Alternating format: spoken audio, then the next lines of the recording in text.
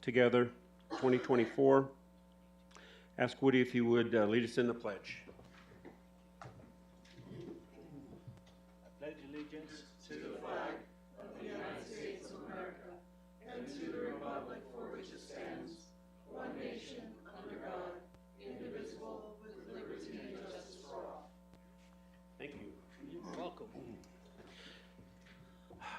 All right, everybody, we got a full slate, so we can get started. Today's more of a relaxed setting. We're going to be talking a lot, so I want my fellow supervisors to just feel free to jump in as they would like to at the appropriate time. So let's start with item 2A, information, discussion, and action to approve amendment number 2 to professional services contract number 072622 with Stephen B. Smith with a not to exceed amount of $189,500 and extend the term of the contract through December 31st, 2024. Oh, good morning. How are you? Okay. Good morning, Chairman Christensen, Supervisor Humphrey, and Supervisor Klein. This is Amendment 2 to the professional services contract with Stephen Smith. Stephen Smith is our engineering contractor for the landfill division for both of our landfills, the one in Payson and the one here in Globe. This contract covers routine and non-routine landfill engineering, monitoring, reporting, and oversight for Gila County landfill projects. The board approved Stephen Smith's professional contract on December 6, 2022 with three optional renewals. On December 5th, we did amendment number 1 to add $20,000 to the contract for 2023. And this covered some additional oversight needed for the landfill expansion 3A. Both the original contract and the amendment are now expired. So amendment number 2 would cover calendar year 2024. This would cover the routine monitoring, reporting, as well as 3 necessary projects that we have going on in the landfill division. We have the center pond at the Buckhead Mesa landfill. We have a leachate pond that is clay lined that needs to be removed. So they would do the engineering oversight and design for that, as well as a feasibility study for the Buckhead Mesa landfill expansion project. That's one of the many steps that we have to take in order to expand the landfill there in Payson. And we need a new stormwater prevention pollution plan for the Russell Gulch landfill with the new design. Now we need a new plan for the stormwater runoff. So a price was settled with Stephen Smith and the department in the amount of $189,500 for calendar year 2024. Thank you. Supervisor Humphrey. I have no questions. Supervisor Klein. I'm good. So am I. So with that, I'll call for a motion. Mr. Chair, I make a motion to approve amendment number 2 to professional services contract number 072622 with Stephen B. Smith with a not to exceed amount of $189,500 and extend the terms of the contract through December 31st, 2024. Mr. Chair, I'll second that. So we have a motion and a second to approve. All those in favor say aye. Aye. Aye. Aye. Motion passes. Thank you. Item B, I would like to call for a motion to recess as the Gila County Board of Supervisors and convene as the Gila County Flood Control District Board of Directors. So moved, Mr. Chair. I'll second that. Motion and a second. All those in favor say aye. Aye. Aye. Aye. We have information and discussion regarding a proposed amendment to the Gila County Floodplain Management Ordinance. And we have Dard with us. Oh, okay. Thank you. Good morning, Dard. Morning, Mr. Chairman and board members. I'm glad to be here to answer any questions that you might have.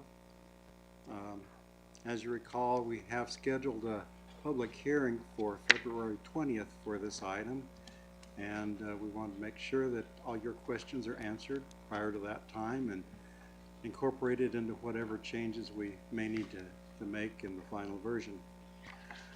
So with that,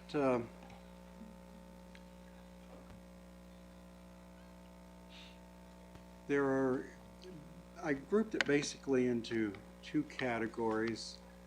Those things which have been required by the Arizona Department of Water Resources, who is acting as FEMA's agent, And those which are, once we open it up and start looking at it, some less stringent changes which are optional on our part, but we think they make it easier for our citizens to comply with the regulations for floodplain, for building in floodplains.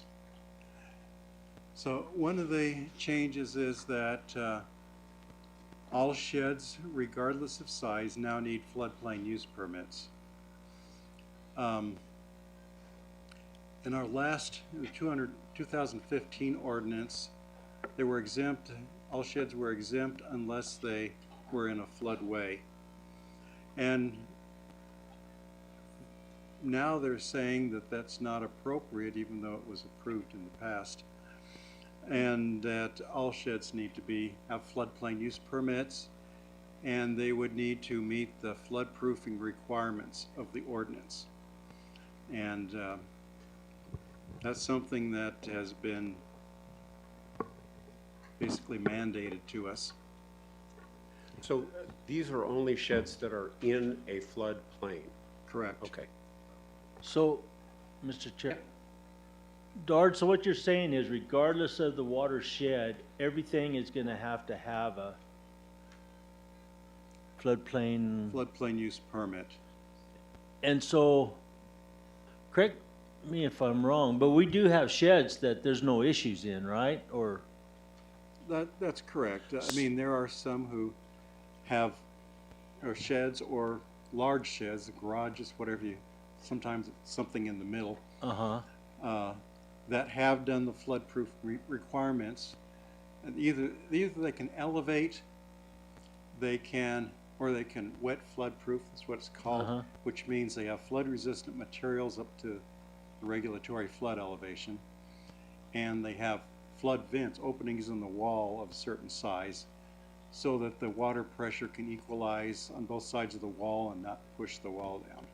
so my question would be, if we have to jump through those hoops on a watershed, of all watersheds, and we have a watershed, just like I asked, that really has no issues in it or whatever, does that mean that, is that gonna be a simpler process to actually get or to go through, or is it gonna be the same routine as?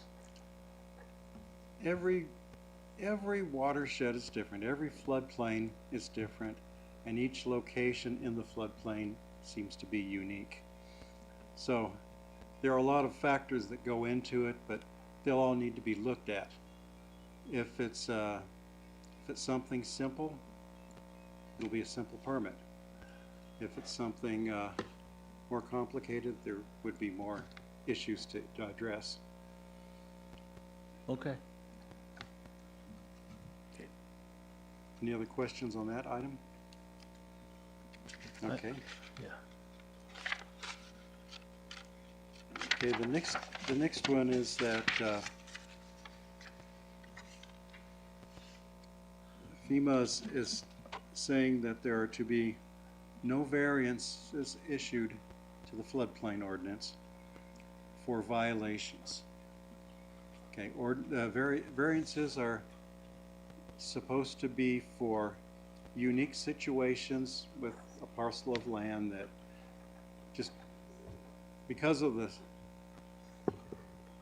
the details of the parcel, it's pretty difficult to strictly meet the requirements. So then a variance is permitted to do as much as they can, but not maybe not everything.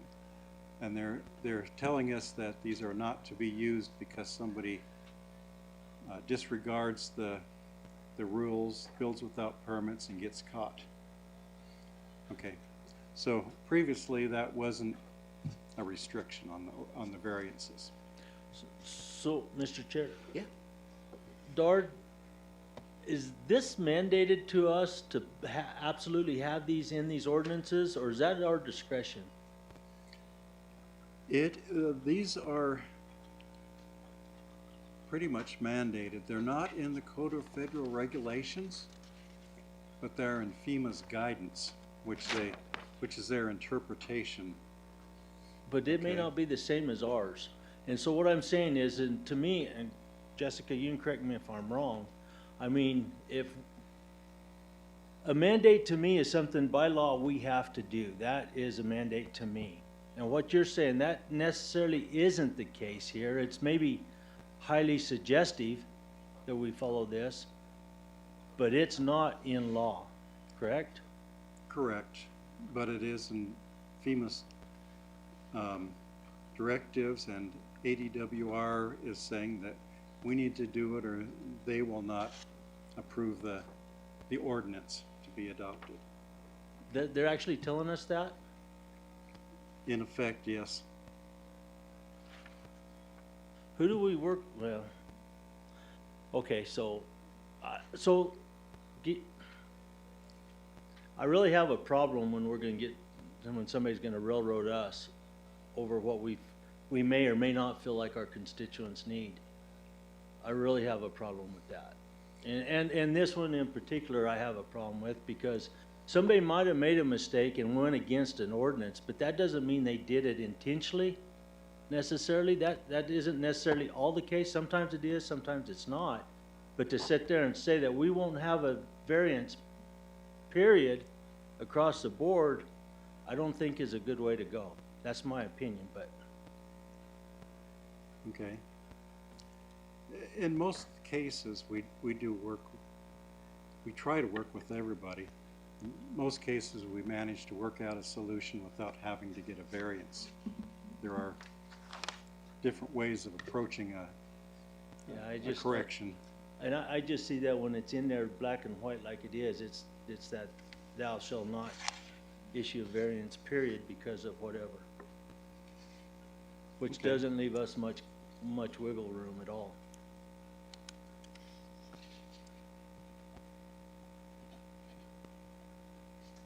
That's understood. Now, we're not making a decision at this, No. that meeting, but that's a point well taken. If I could offer something. Come to the mic, please. Omar. So Arizona Department of Water Resources handles the National Flood Insurance Program in behalf of the feds with the counties and the cities. And in the past, we've allowed variances I'm sorry. In the past, we've allowed variances to come to the board because it's part of the ordinance. ADWR is suggesting that we have no variances. And we can go back to ADWR before the next meeting and bring you clarification on, is that strictly mandated for them to approve our floodplain use ordinance, or is it not strictly mandated? And I think we can go back and give you clarification on that. And then at that meeting, you can decide if we can't allow a variance, we're not approving a floodplain use ordinance, which would be a critical decision, or to go ahead with the no variance. I think in the coming week, you're gonna hear a variance, and you're gonna get a flavor for what a variance is in a floodplain use permit, I think, next board meeting. On the 20th. On the 20th? Same day. Same day that you approve the ordinance, you're gonna hear a variance. Someone that did something in the past. Normally, a variance is requested prior to construction.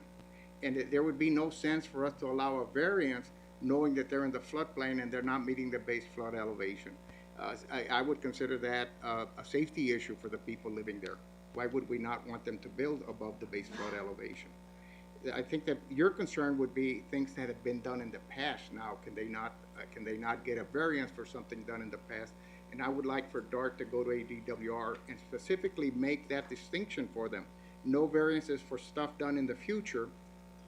How about stuff that was done in the past? Okay? And to bring that information to you at that time. Mr. Chair, Homero, thank you. My whole thing on this ordinance, probably any ordinance, would be that we have some flexibility, that we don't tie our hands behind our back, and we work with our department heads, with you, whoever it is, to correct whatever we can, and sometimes we can't, and that's just the way it is. But I, for one, my opinion is when we do tie our hands behind our back, we're kind of, I don't know. My opinion is we're going down the wrong road. But unless it's mandated and we don't have a choice, then I understand. Thank you. Thank you, Homero. So, just to clarify, this doesn't apply to everything that's not in compliance with the current ordinance. If something was in compliance with the ordinance at the time that it was put in, that's not considered a violation, nor is something built before the regulations went into effect. So, Dard, what you're just basically saying, if it's in place, Mr. Chair, if I may, then it's grandfathered, Right. basically. Okay, thank you. Thank you, Dard. Okay, the next change, FEMA does tell us that we need to use the best available information when we're doing our floodplain permits. And some recent information is what's called base level engineering, or BLE. These are studies done by FEMA. They're not as detailed as a detailed study, but in a lot of areas they're not too bad. What they don't have is a lot of detail on bridges and culverts and things like that, unless it's readily available.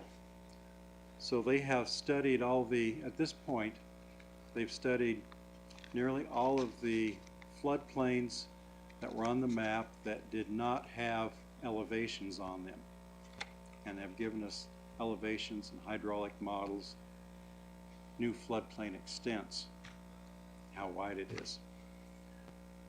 And we're asked to use these prior to their incorporation into the revised flood maps, which will take place when the flood study is complete with the other studies.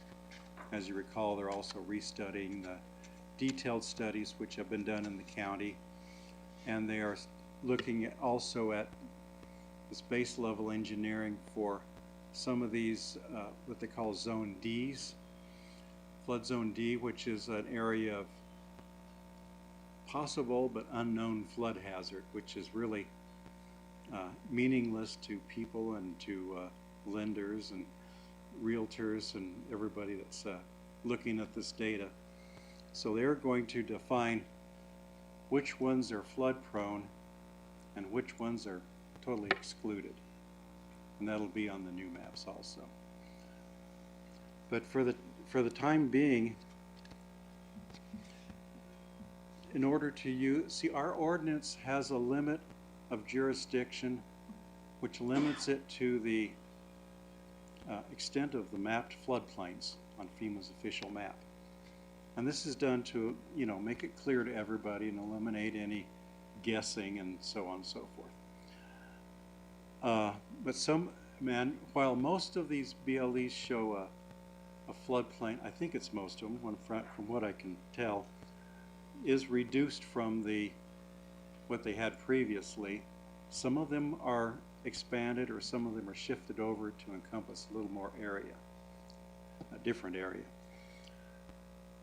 And we have to do floodplain permits for those that are in the mapped area under the current ordinance.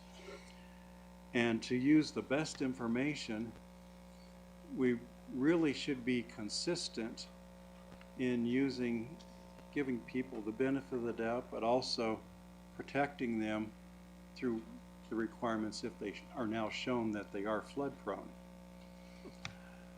And for that reason, where these new studies do extend past the boundaries of the currently mapped areas, we're recommending that the ordinance be amended to allow the regulation of these areas based on this information from FEMA, which is not yet on the final maps. And with the provision that when the final maps come out, it would revert to what's on the maps if there winds up being any difference by then. Mr. Chair, if I may? Sure. So, when we talk about the maps now that I guess we have, right? And so then we're gonna get more later. How much of Gila County is actually mapped? That's difficult to say, but we're getting wish I had the information. We're getting probably well over 100 miles of new mapping or revised mapping. I think it's a lot more than that. Okay, so what I'm leading up to, Dart, is if we go ahead and administer these areas beyond what's mapped now with the idea that it's going to be in the map later, what if it's not? The intent is for these areas to be in the map later. Mm-hmm. That's FEMA's intent. And if there is something that comes up, somebody appeals the mapping, FEMA's reviewed it, done their quality control, but if somebody appeals it and they wind up changing it, then it could be changed. That's always a possibility. Mm-hmm. I can't speak to the likelihood of that. I would. Right. I guess in a way what I'm getting at is if we got maps and they're good maps, they're complete, they're done. I understand administering those maps as they're presented or whatever. It just seems to me when you step out beyond that, I think we're on a little bit shakier ground or whatever. I think you're still going to be left with probably opinions and discretions that whether you or somebody's going to have to defend. I understand your concerns.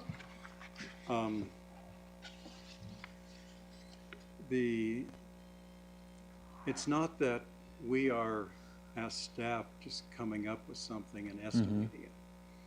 There is a fairly detailed hydraulic study on this, engineering study based on recent topography and a recent look at the flow rates. So while there could be some variations to it later, it is pretty good information at this point. And that's the reason we suggested using it, so that if a person is going to build in a floodplain, his floors, for example, would be high enough so that when it is mapped as a floodplain, he'd be okay and his insurance would not be sky high, things like that. Mm-hmm. Okay, thank you, Dart. Say, Dart, have you had a chance to compare the maps that we have right now versus the base level engineering to see whether or not there's significant differences or just minor ones? I have looked at it. There are fairly significant changes. Most of them are a decreased floodplain width, but not all of them. So you're saying that some of the significant changes you've seen are actually an improvement? Actually helping people. Yeah, yes. helping people. Okay, thanks. Any other questions on these topics before we yeah, move on? Mr. Chair, if I may. Yeah, I guess I'm kind of confused because here we are trying to, you know, we're talking about being grandfathered in. We know our maps are wrong. We know FEMA's going to make them better. Even if they make them better, I mean, a lot of people have had to appeal those maps to get what they wanted because they knew that the maps were wrong. They had to do that individually. And so it's difficult for us to be consistent because right now we're doing everything off of their old maps. And so, if their maps are wrong and we're trying to uphold their maps, then they have to appeal before getting a permit. And so now, you know, some of that, when you were discussing with Supervisor Klein, that some of the other stuff is going to be grandfathered in. Well, when we get better maps and things are grandfathered in, like I say, this can of worms just keeps getting bigger for me. So there's really no direct question for me. And I think a lot of it would be more clear once we get the new maps to be able to be consistent and go forward. with what we're trying to do. And so, anyway, that's just where I'm at, because we've dealt with this a lot in our county, because the maps are wrong, and some people have been pretty upset about being in floodways and flood zones when they're really not. And then they have to do appeals. And so now we're gonna have new ordinances before we have new maps, and it's just confusing to me, because it's hard for me to make sense of what we're trying to do when we don't even know what the maps are gonna say. Yeah, one point of clarification. These BLEs would only be used where we don't have elevations on the current maps. There are some floodplains that don't have elevations. They were done with very approximate methods. And this is helping that situation, but where there are existing detailed studies with elevations, where we can't use the BLE information. And those are being revised with the new map set. Okay. I don't know if that was a point of confusion, but I sense that it might help to clarify that. Well, it would help us be more consistent in what we do as far as permits are required.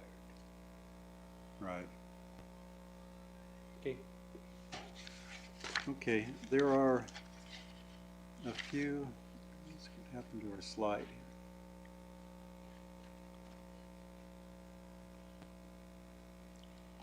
Is the slideshow available? Oh, it's coming over here. Okay. Yeah, I'm having issues with the water on that side for. Okay. So some of the other changes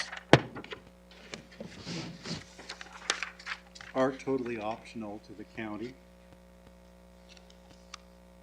That means it's at your discretion as the board.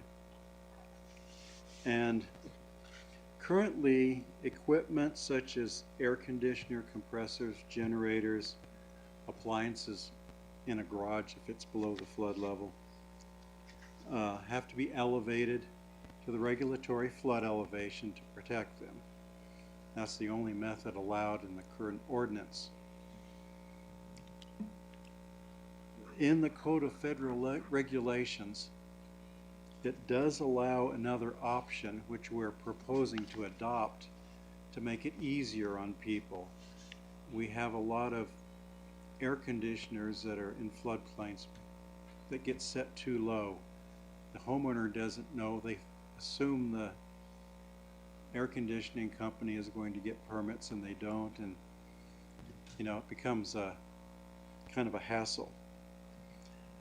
In the federal regulations, it also allows optionally that they can be designed to prevent water from entering and accumulating in the equipment during flooding.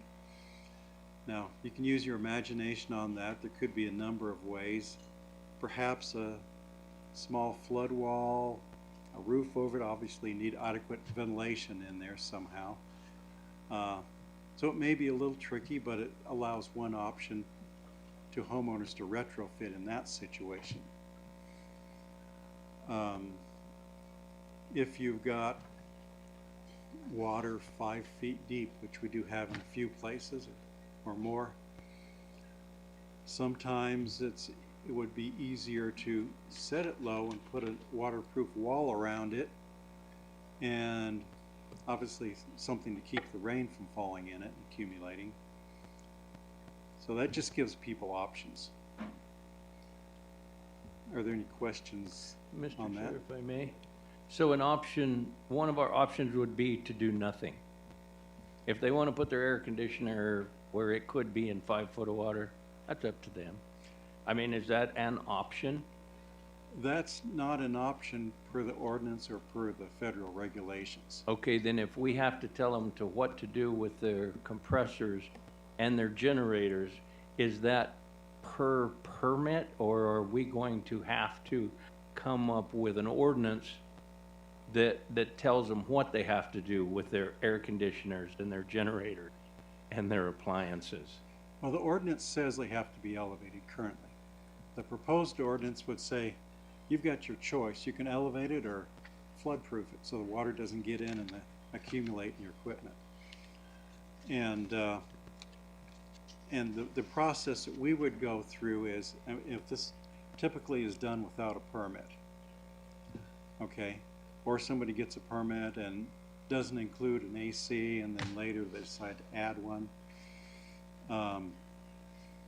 then they don't think to come for a permit. So this would technically be a violation. We try not to beat on people for violations. We try to help them get into compliance and work with them. But this gives them one more option that they can use. You know, if that's easier for them, fine. If it's easier to elevate, then they have that option still. So currently, all of these appliances should be at least their floor level. Correct. Okay, well, that's easy. I mean, okay, thank you. Okay. Another change is that agricultural buildings now have more flood protection options. We didn't have a definition of an agricultural building before. They were treated as similar to a garage, I guess. You know, garage can be either elevated or wet flood proof with the vents as a means of flood protecting it. An agricultural building, since it's not habitable by this definition, can also be it can be dry flood proofed. It can have an impermeable wall around it. If it's not a rigid wall, if it's a flexible plastic wall around a greenhouse, for example, it's not even considered a structure that needs to be flood protected. So there are more options if it's an ag building. Okay. And another one that's really going to be helpful is FEMA has given guidance, although it's not in the regulations yet, that minor obstructions in floodways may be permitted without having to do a full-blown flood study. Now, if it's a major obstruction like a building or something huge, they still have to do a flood study and show that the flood level is not being raised by putting that in the way of the water. And that's in the federal regulations. But minor obstructions such as electric pedestals for a mobile home, flag poles, breakaway fences, or open carports with minimal support posts may now be permitted without having to pay an engineer to do a flood study and show that it doesn't raise the flood level. Because obviously these are so minor that in a very wide floodplain, they're not going to have make much of a difference. Okay. Okay, those are the major issues. And turn this the right way. In summary, some of the ordinance amendments were required by ADWR in their review of our proposed ordinance, as we discussed. While amending it, we took the opportunity to try to make it better. We clarified some wording to make things less ambiguous and clear and transparent to everybody, and not have it subjective and subject to interpretation and argument over what it really means. So we tried to clarify some things. And I note the ADWR has reviewed and approved the proposals which we have made so far. So these proposed amendments are designed to ensure that the ordinance reflects current state and federal regulations for floodplains and update it based on FEMA guidance which would beneficially affect our residents, and to remove ambiguities and definitions so that regulations are clear and are equally applied to all. And some of these definitions have been clarified to more closely agree with the federal definitions. And if there are any questions, I'm sure you've gone through the ordinance. There are several changes that are highlighted as additions and deletions. Are there any other questions on any other items that are in the proposed ordinance?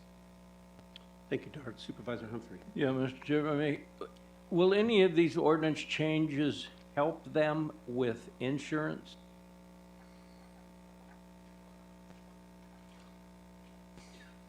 That's a tricky question. It used to be clear that what the parameters were, and we could, at our level, almost estimate what the insurance rates would be. FEMA has gone to a complicated black box system with all kinds of input, some of it proprietary to their vendors, where they determine what the rates are. So it's hard to say how the factors all interrelate. But I don't think any of this will hurt. It may help their rates. It might be, I don't think it'll make them any worse. Okay, and just one other question, if I may, Mr. Chair, is the information that you showed us today with the summary and stuff, is it on our website? Because if you have public meetings for public input or questions, are they gonna have a chance to review that information on our website prior to your public meetings? Yes, on the website, there is the ordinance with the additions and deletions noted. There's a summary of changes document. And that's all on our website now. And of course, the minutes of this meeting will be on the website, including this PowerPoint presentation. Okay, thank you. Supervisor Klein. Thank you, gentlemen. Dart, thank you. Welcome, my pleasure. Yes, thank you, Dart. Okay. Need to call for a motion to adjourn as the Board of Directors of the Gila County Flood Control District and reconvene as the Gila County Board of Supervisors. So moved, Mr. Chair. And I will second that. Okay, all those in favor say aye. Aye. Aye. Aye.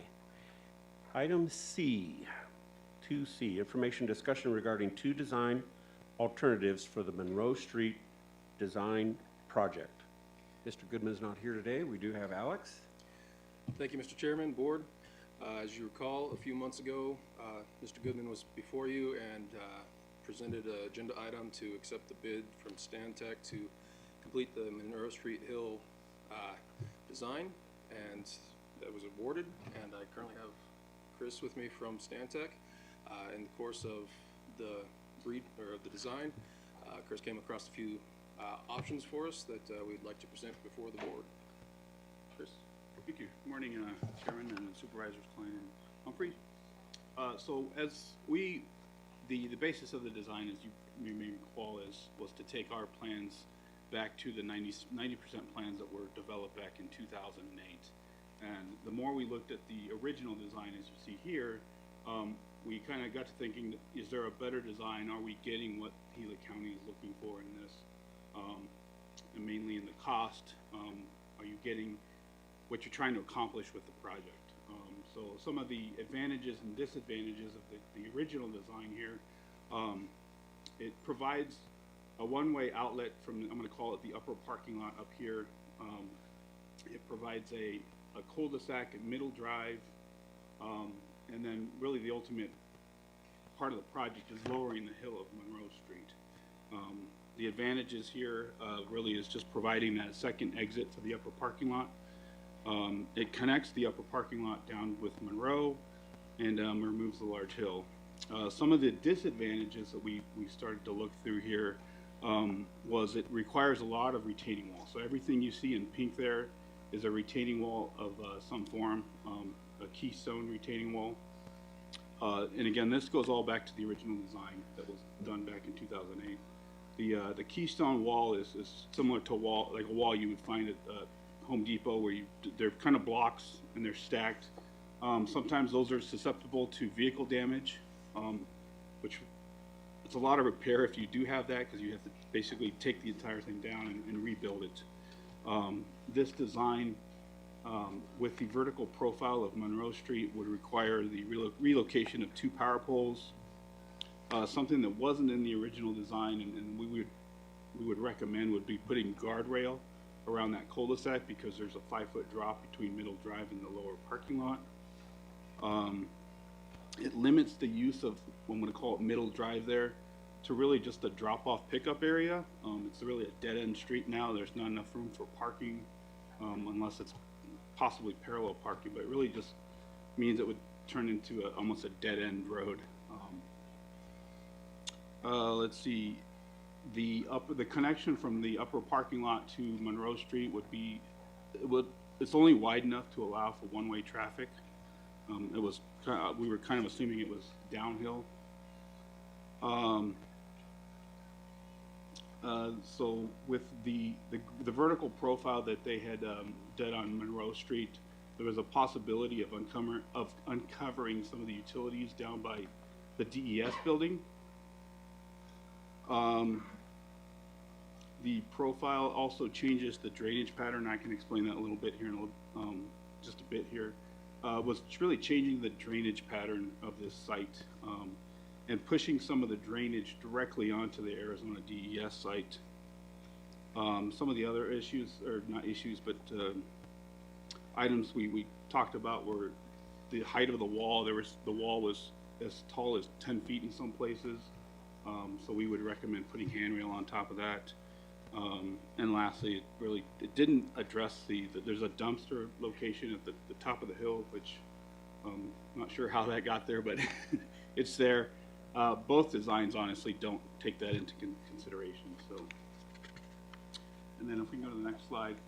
So we did a kind of a quick concept level cost estimate from when I say concept level, it's probably a 10% set of plans.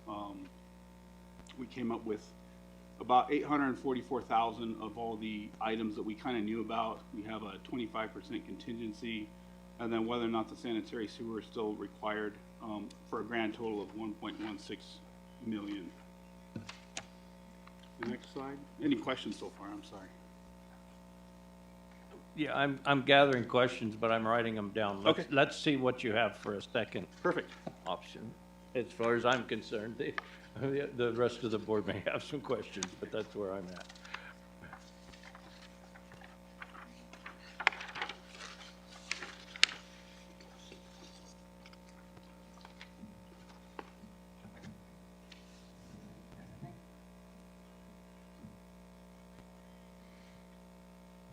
All right. So the more we looked into, is there a better design concept out there that we could produce? Mainly, the gist of trying to get this was to reduce the amount of retaining wall. The retaining wall in this project was going to be your highest cost of the whole project.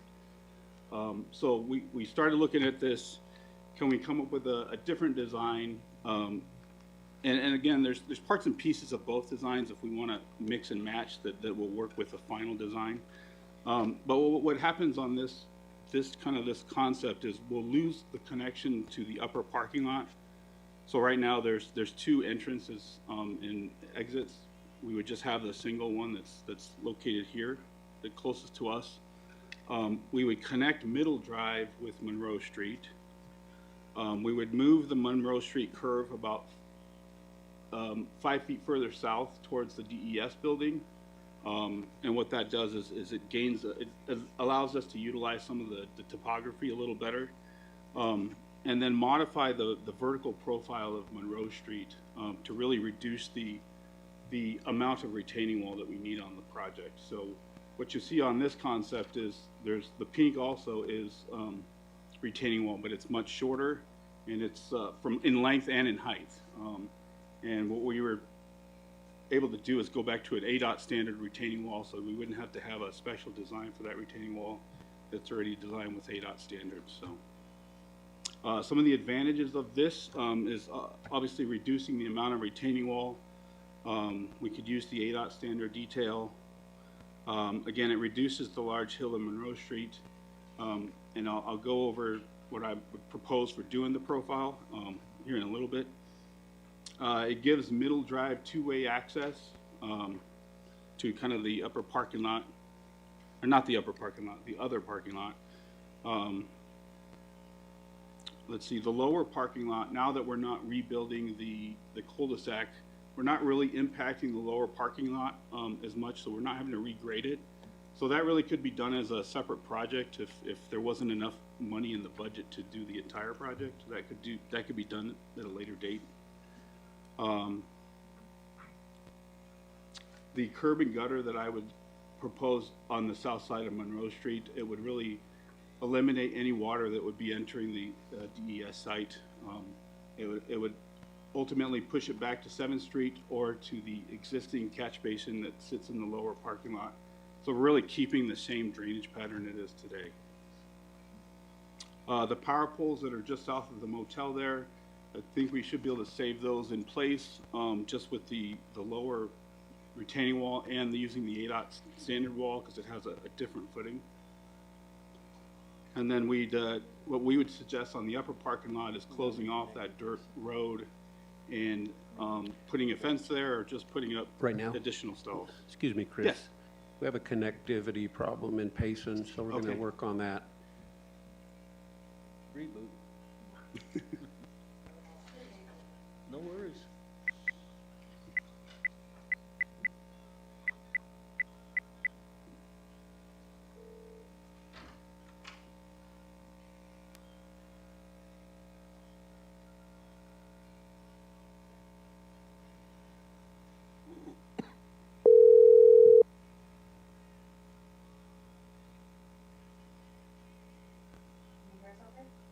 Yes, I can. You good? All good to go. Thank you, Chris. Thank you. For waiting. All right. Go ahead. Now, some of the disadvantages on this concept here is we would lose the connection between the upper parking lot and Monroe Street, the direct connection. We'd still have the single entrance over here. We'd have to add the fencing or the barrier at the upper parking lot. The lower parking lot may no longer work as it's striped today. Now, there's not a whole lot of parking or people using that parking lot today, but it may have to be restriped from what's out there today. And then I think we would still have kind of a safety hazard on the top of the top of the retaining wall because it's still a 4-foot drop, so we probably still want to put handrail on top of that, even though it's a lot less handrail. So, next slide.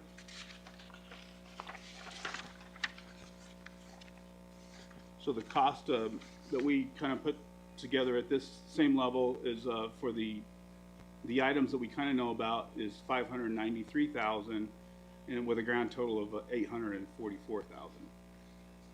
So a savings of $250,000 over the original design, at least at this concept levels. Mr. Chair. Go ahead. So Chris, Yes. you mentioned earlier that this was started in '08? The set of plans that we have from that were done, taken to 90%. There's the stamp on there says April of 2008. So it was never sealed. It was done up to 90% plans from a firm. I think they were in Pine that no longer exists. And one of the gentlemen that used to work for that company now works for Stantec, and that's how the. So just curiosity, did they have a cost? They did not. They did yeah. not. So That's what I'd have really we had- been interested in seeing. we were actually lucky to find some of the files. It wouldn't even. be on. It wouldn't be there. Yeah. Thank you. Yes, you're welcome. Any other questions? Yeah, go ahead, Mr. Chair. Yeah, by going with the second slide and moving away from the motel, would that make the road any wider than it is now? I mean, because being you're lowering it, you still have some, you're gonna have to do an upper retaining wall anyway. Would that be able to make the road any wider? Because it's pretty narrow, and there is, like you say, a pretty good drop on the one side. So I was wondering in the design, you know, if there's any way, and if there's not a boundary issue, if that road could not be a little wider. I mean, we drive it pretty regular, and you hope a car's not coming, and 90% of the time it isn't. But if it is, it's, do I miss the dumpster, or do I try to push them off the hill? You know, it's pretty narrow. Yeah, so the easy answer is the two comparison that I took was just the same with the roadway, but with, I think either design, you could make it wider. It just means your retaining wall is going to be taller, I think. At least even on the second concept, your retaining wall is going to probably shift in towards the motel, which is going to raise the retaining wall by another foot or two, and it may lengthen it. Understood, but I'm just saying, okay, a cost savings of what to keep people from a head-on collision, Yeah. or from bumping someone with steep retaining wall on one side and a steep drop on the other. You know, my way of thinking it is you don't want those cars to have to be real close, and so I was just from the beginning of the design, I always think, well, I hope they can make it that the boundaries of the motel in the state is enough that they could make it a little wider, because we're going to need retaining walls and stuff anyway. And if we're moving away and not having to do anything with those poles on the second picture, then I was just wondering, you know, 2 or 3 feet would make a big difference of paved roadway. Yeah, the 2 or 3 feet on that side, or if we ended up widening the retaining wall to the north, it really depends how close that cut fill line is during construction is to those power poles and whether or not they can save them.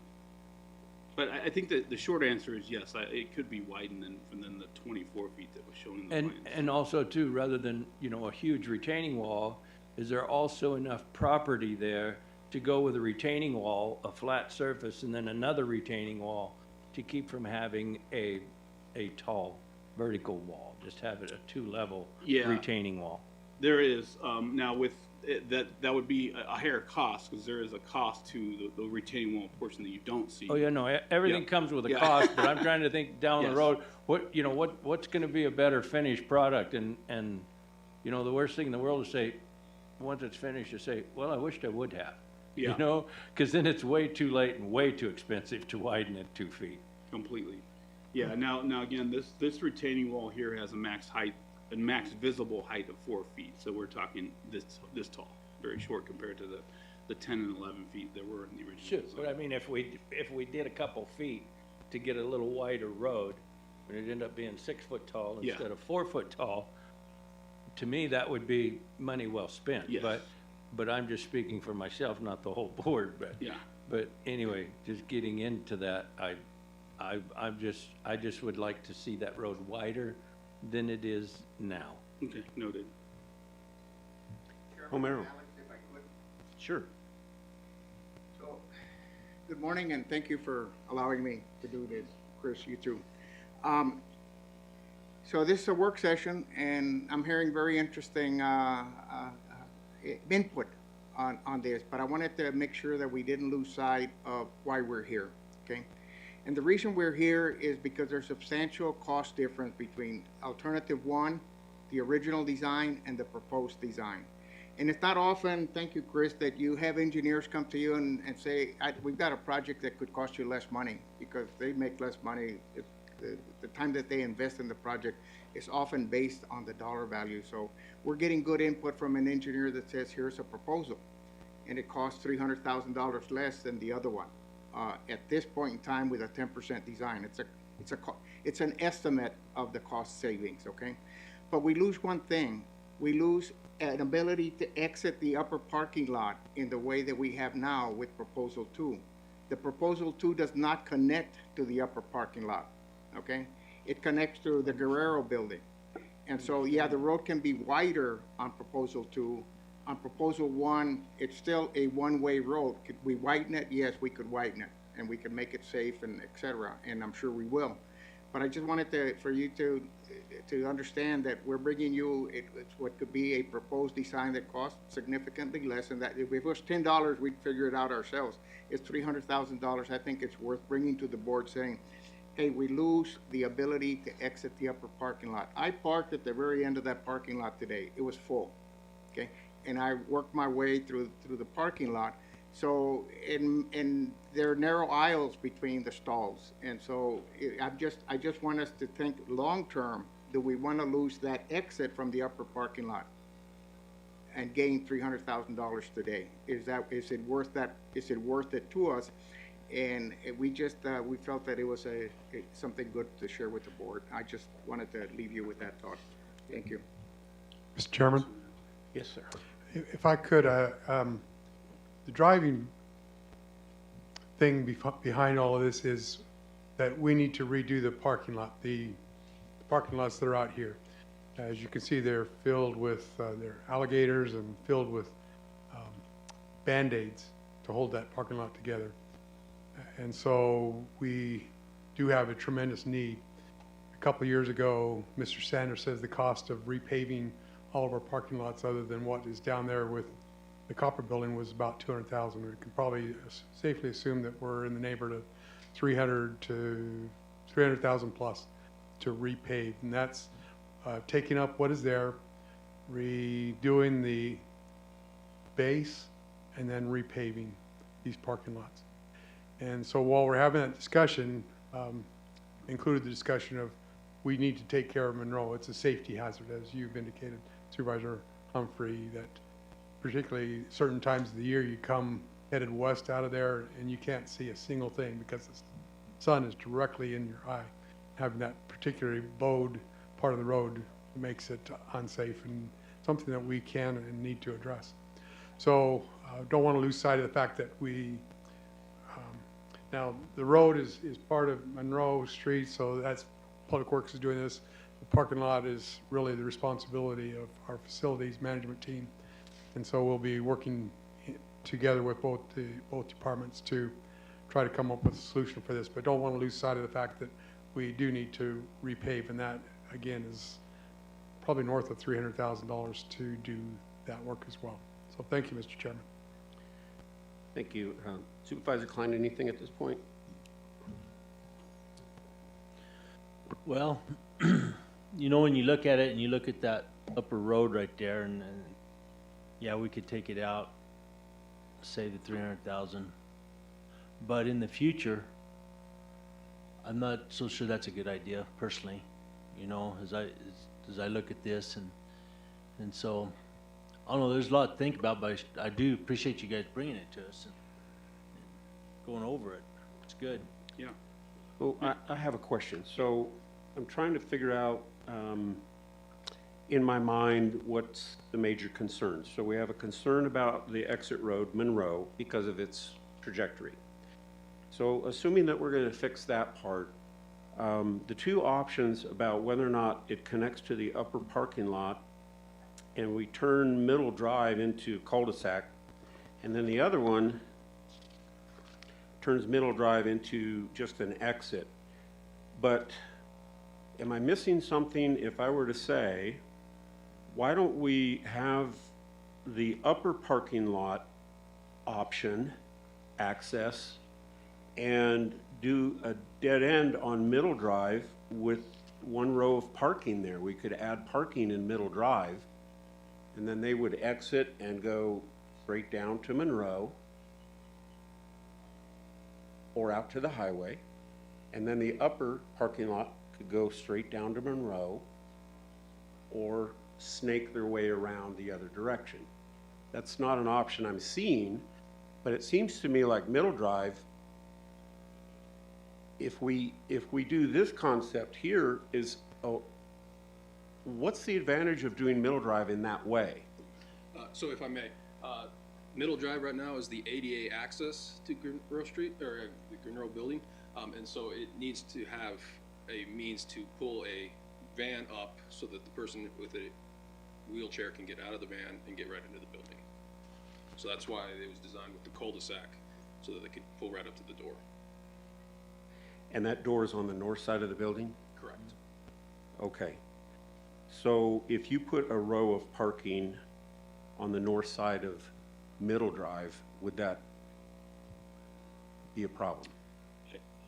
I don't think we would have the room from a standard standpoint. And so we'd have to normally you dig would into have- the hill quite a bit to do it. Yeah, if you didn't do anything to Middle Drive, I don't think you have the room to put basically a 17-foot parking spot, and then behind that, you typically need 26 feet to back out. Okay. And so I don't know that we would have the width there.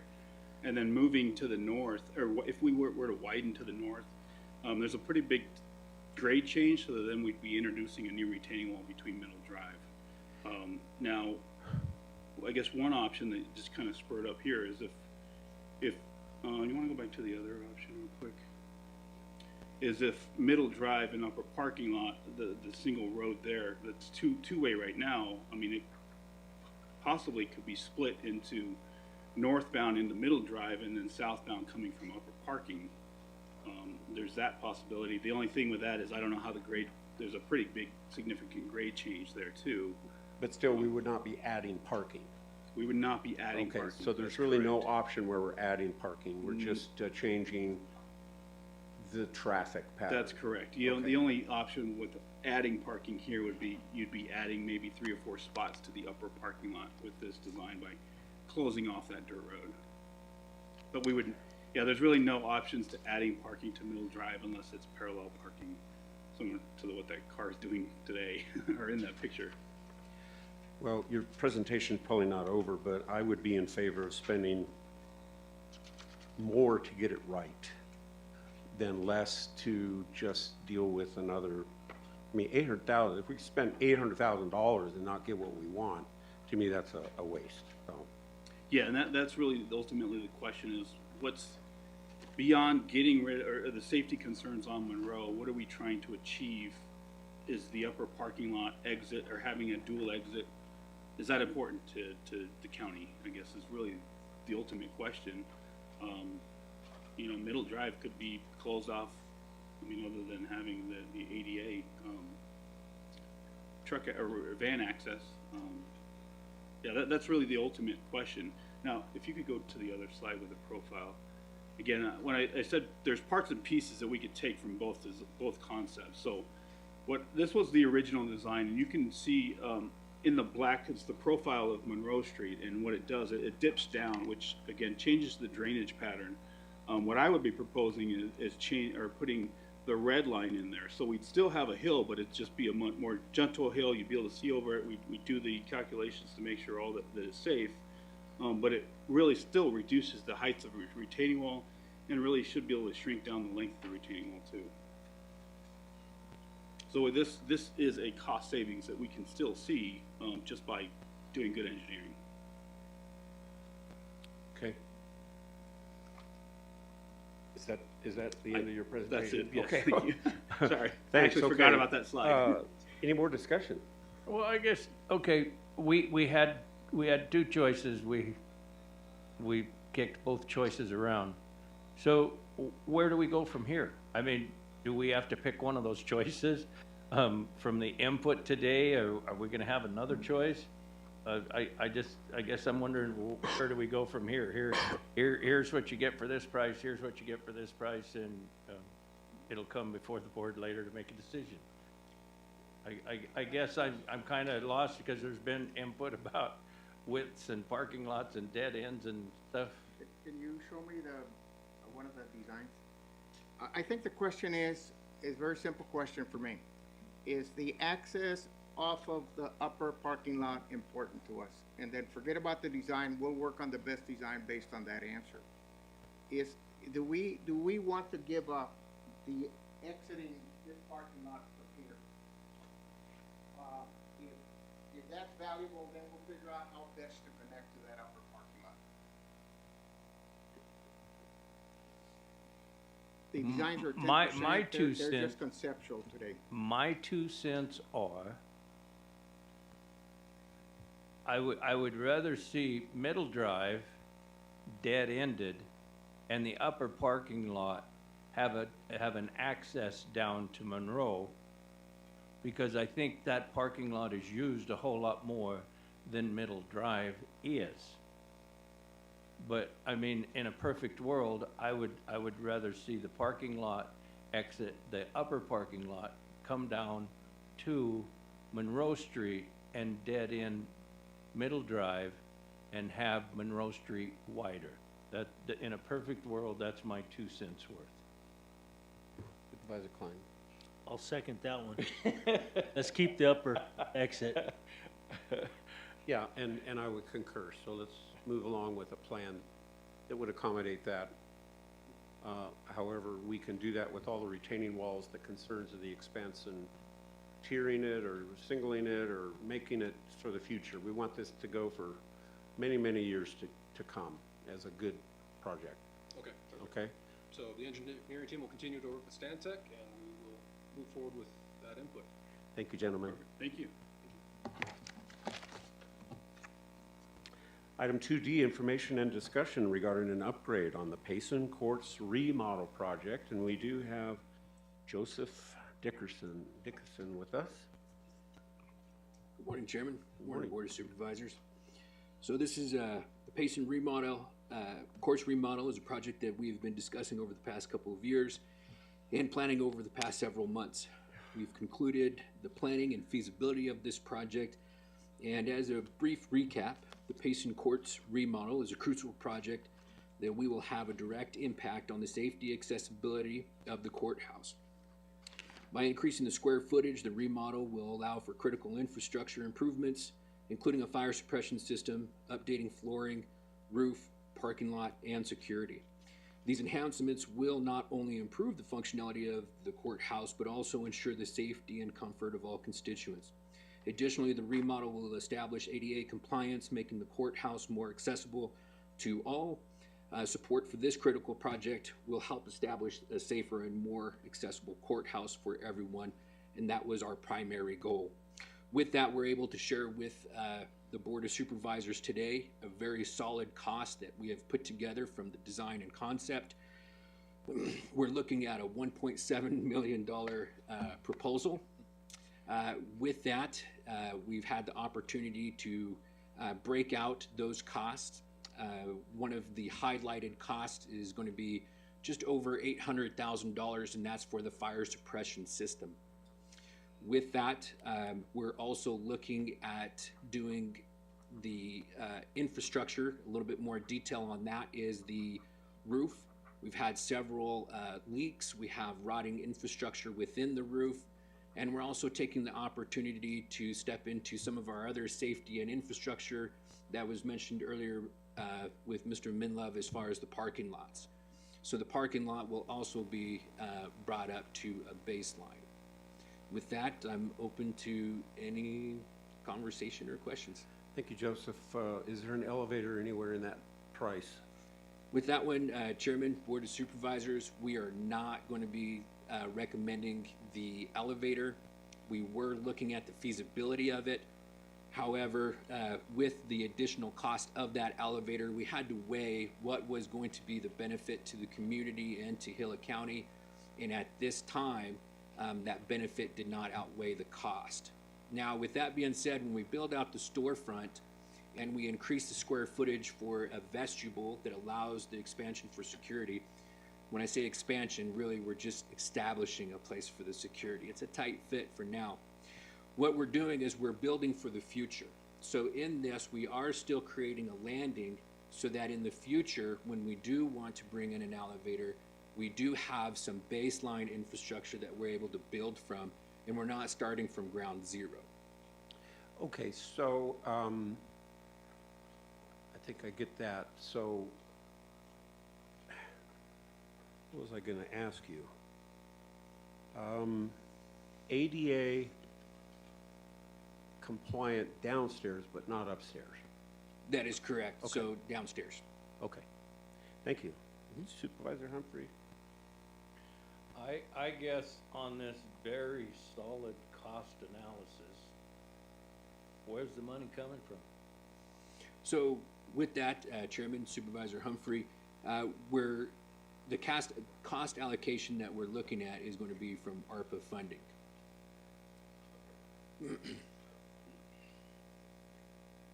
I stole your question, sorry about that, Sue. One of them. Okay. Go ahead, I'm good. 800,000 for the sprinklers? Is that what you said? Roger that. Wow. So just to be clear, there's a lot of challenges that are coming in with it. Sure. Bringing in that infrastructure, there's nothing to really build off of it. So it's not, just as simple as us running a couple of pipes. There's a significant amount of work Right. that's going to go into it. So when you talked about having a place maybe in the future where an elevator could go, Joseph, does that building lend itself in a way that it could be expanded or added on or something enlarged there? If you're talking to the facility as a whole, expanding the footprint, there is quite a few limitations. That'd be something we would have to dig into further. Okay. Okay. Okay, thank you. Besides fixing the roof and putting fire suppression, what else are we doing to that building? Roger that. Great question. So the rest of it's going to be the other critical infrastructure. So we're looking at plumbing, we're looking at HVAC and mechanical, and some of the foundation issues that have been over the years just from it naturally settling. We're going to be resolving a lot of those.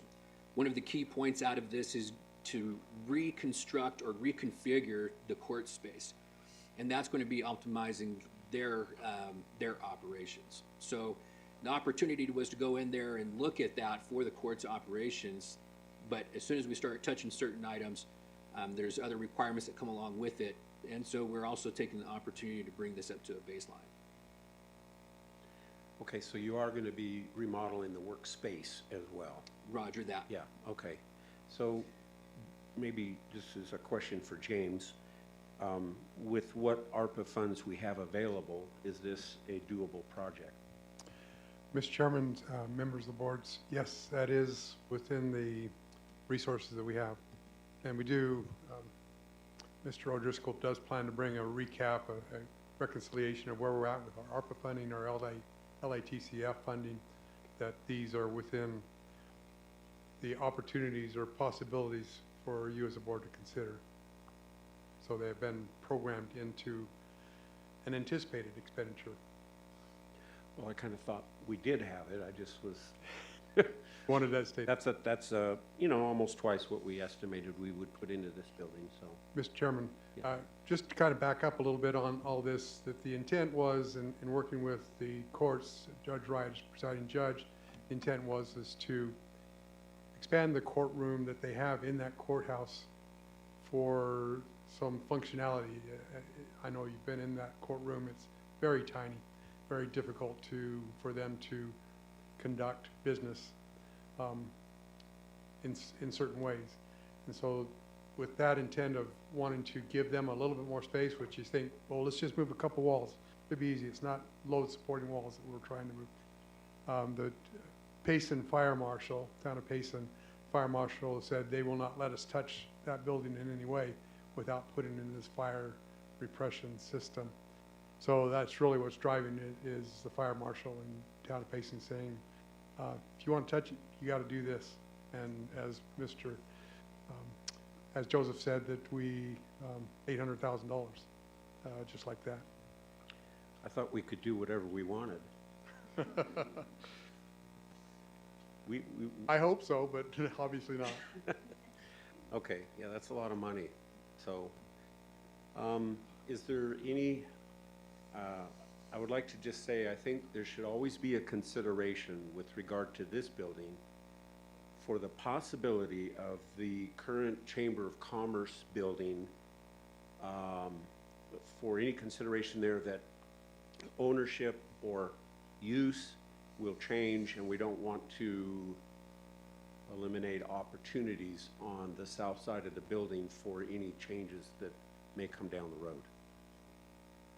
Roger that. Yeah, well, we permanently make something that is then unexpandable. Roger that. Okay, And just to confirm, this project will not interfere with that thought. okay. Mr. Chairman, from what I understand with the Chamber of Commerce building or the visitor center that the town of Payson is using that for, that the county owns the land.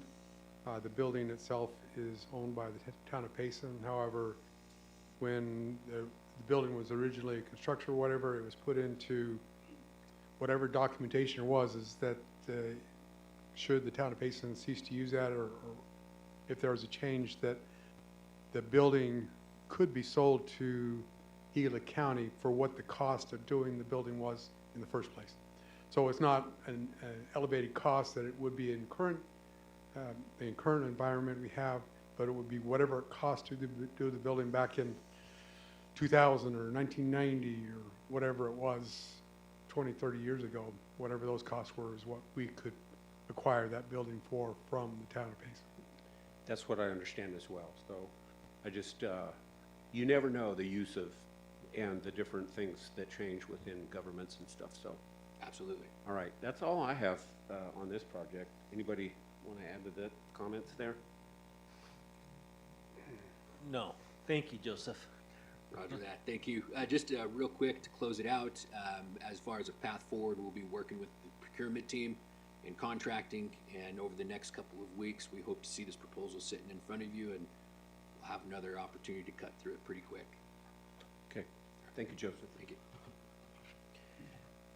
Okay, so next we have item F.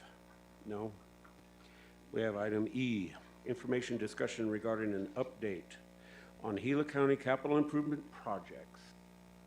Good morning. Good morning, Mr. Chairman, members of the board. So I'd like to give you a little update, as you mentioned, on our ongoing projects. Let's see.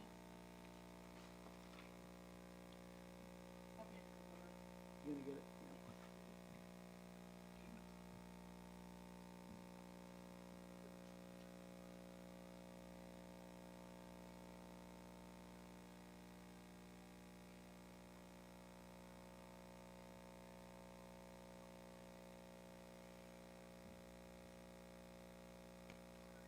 That's all right.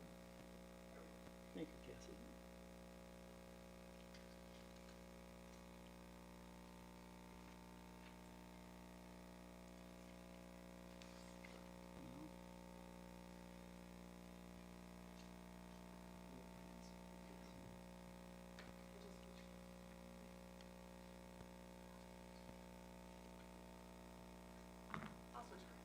Okay. Let's go ahead and go to the next slide.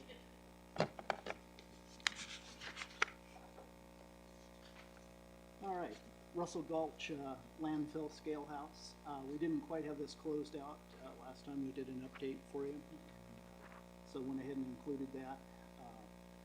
That was finished up in August of 2023, and that was at a cost of $97,906, and that was funded through the Russell Gulch Expansion Reserve. Okay, next slide. I should say, any questions on these as I go through? The next one is the Pleasant Valley Veterans Retreat 2. That's phase 2.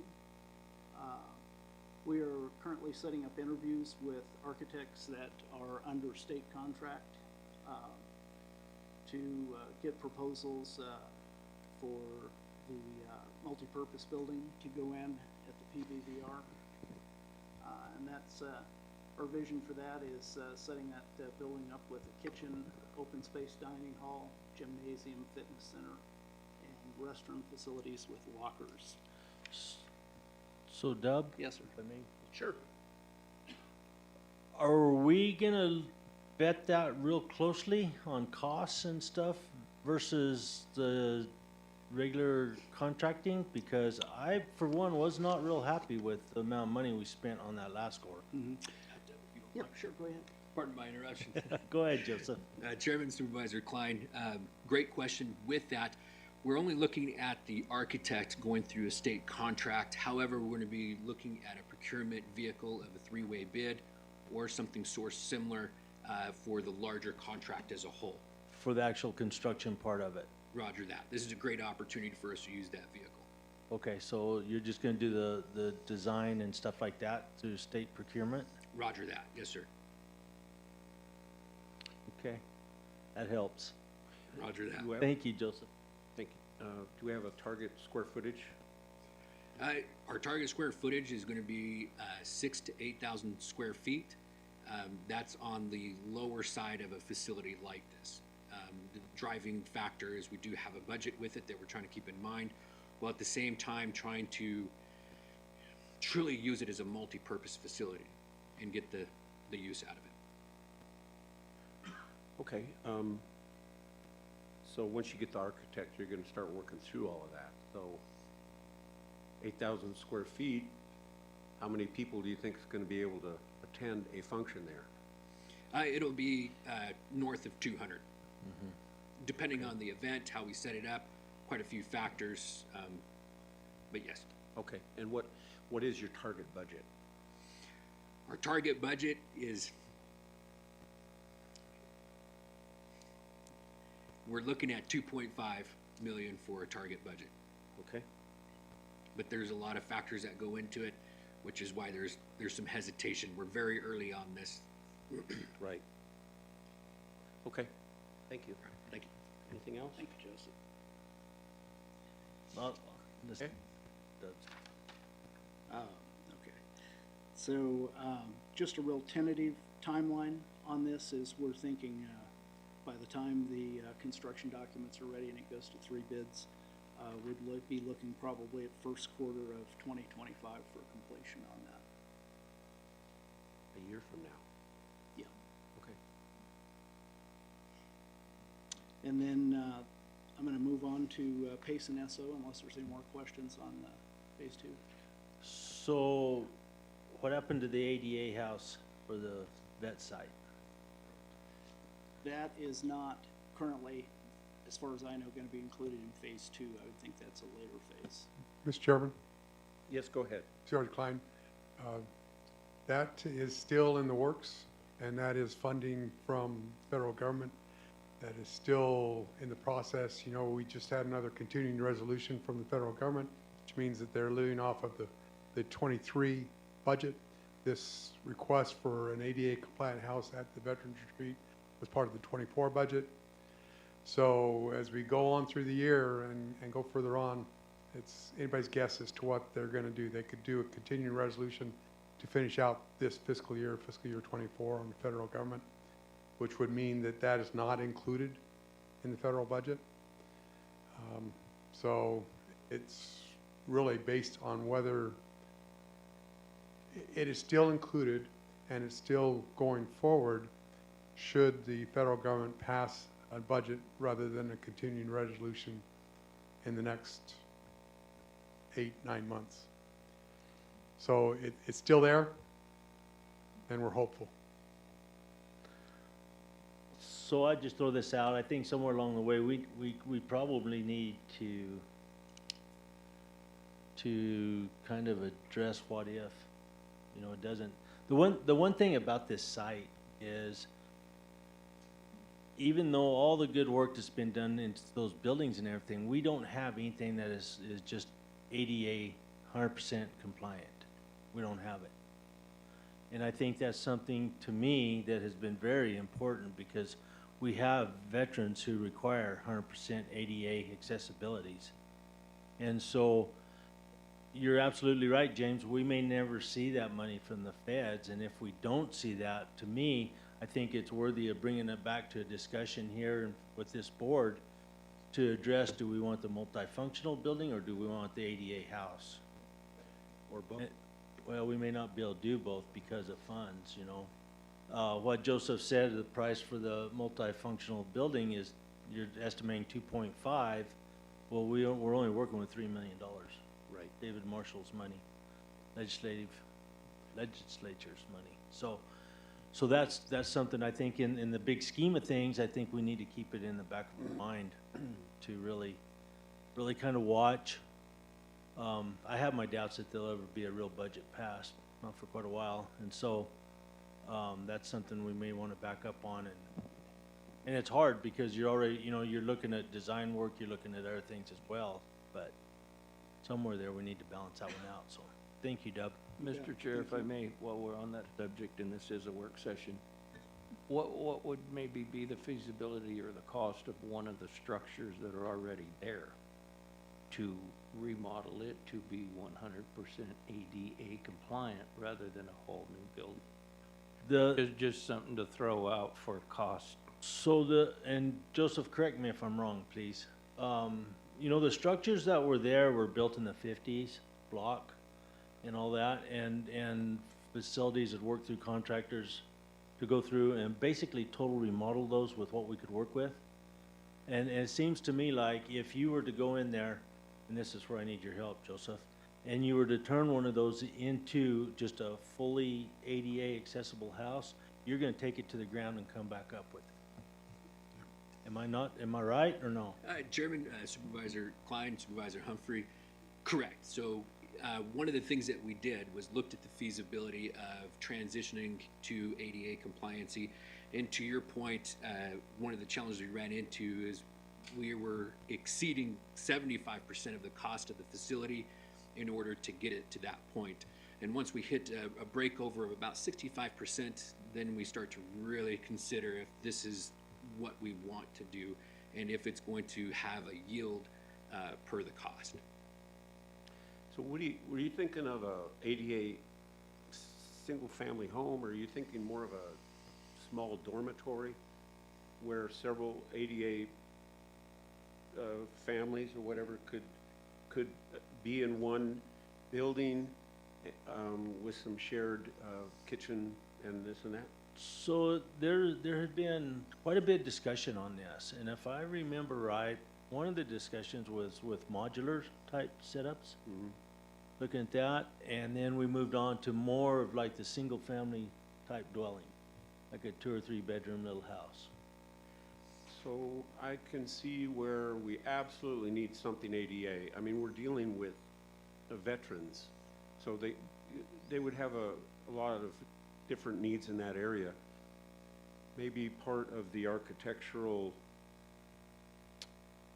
thing that we're doing with the big building would include an annex as part of that construction that could house 2 or 3 families. Just because we expanded over here, becomes part of the same building but separate living quarters as an option.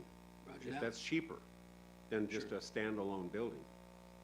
Roger that. Because you're sharing electrical, you're sharing the same sewage system, Mhm. same parking area, all that. Roger that. No, we really appreciate any kind of feedback we get, and something like that. We're open to considering it and then having deeper conversations with the full team to see the feasibility. I would hate to have to just choose one of these projects. I would like to see Sure. both of them go through. And I know we have a limited budget, but we still have 500,000 left over. Got to be something that we can explore. Roger that. And that's one of the things that we attempt to do with many of our projects is come up with alternatives, whether it's challenges that we run into from a scope standpoint or some of the challenges that we run into from a budgetary standpoint. So there are other considerations, so this is perfect. Right, okay. Anything else? Mr. Chairman, Go ahead. just my personal opinion is that I'd be very reluctant to take any money out of the $3 million that is committed to the community center or that large facility, semi-large facility, because that's what was presented to the state legislature. Okay. And as what the money would be used for, and for us to take the money and then say, oh, well, we're going to repurpose that, even though it is for the Veterans Retreat, I would be very reluctant to go in a different direction than to do that. And even if we say $2.5 million, I think it's going to take the full $3 million, and to think that we could repurpose some of that money I don't think it's going to happen. It's going to take every bit of the $3 million to get that facility up and operational and to do the things. Even if there's not the $333,000 or whatever that comes through on this round of congressionally directed spending. We had a conversation yesterday of resubmitting and including that as one of the items of the additional house, because in my opinion, we need to have at least 2 fully ADA compliant residences or places for veterans to go. And 2 to 4 is what would be good for that. And we just continue to search for and seek for funding, whether it's congressionally directed spending or whether it's that we go out and get direct grants for that specific item, that we will continue to work to get funding to get those compliant homes at the Veterans Retreat. So even if there's just a temporary setback, we're going to still go forward, and the plan is that we will get these, and I believe that we will get them because of the purpose for what these funds are being sought. Okay, So, for that input. so what James said has a lot of merit to it too. The biggest fear that I have in this setup is that we have to turn away a vet because we don't have the capabilities of putting someone in a place up there, and that's very real. You know, so far we haven't had to do that. We've had, I don't know, last count was pushing 100 people going through there, but the day's coming when somebody's gonna be wanting to stay there for a weekend that we're not gonna be able to support, and I do not look forward to that day. Not with saying, hey, it's a hard call. I get it, you know, like James said, you know, I don't know that it's as big a deal between a big recreation type building or a fully ADA house. I mean, both are very important, but a big building like we're talking about isn't gonna make or break somebody from staying there. It's a little bit of an inconvenience for meetings and things like that we've seen so far, but the residents will. And so that, I think, is to me, is something that as a board or as a group or however we all want to do it, is something that we really need to talk about. And I'm really hoping, Joseph, that by not going through the state procurement process, we won't be $2.5 million. So. Just one more question to throw out there. In the world today, you can have anything you want if you can afford it, but I'm just wondering, with all of the things that they're doing with modular homes and fifth wheels and recreational vehicles, they have to be able to build something or have built something that would be ADA compliant, because I know that we have fifth wheel spots and things there. And I'm just wondering, for a temporary deal until we can get funding for a better home, is there something like that would be possible, and maybe a little more cost effective until we can build a full home that we don't have to turn anyone down? You know, that's a good question, Chip, because up there's just recently a motor home that was purchased that is totally handicap accessible. I didn't realize they built them on wheels like that, but they do now. We might have to change ordinances in order to use them, but that's another story. That's okay. I know the board. Yeah, I think it's okay too. But they do make those, and I would assume they make really nice modulars of any style that's out there too. So We just got to move it off. We can't leave it there permanently. we'll move from one side to the other. Chairman, Board of Supervisors, again, we appreciate the input. Those are one of the things that we looked at early on. One of the things that I highly recommend is moving forward with something that's going to be sustainable for the long term. And that's why we typically go through or move towards our stick-built, and to Supervisor Humphrey's point, of course, this would be in the midterm.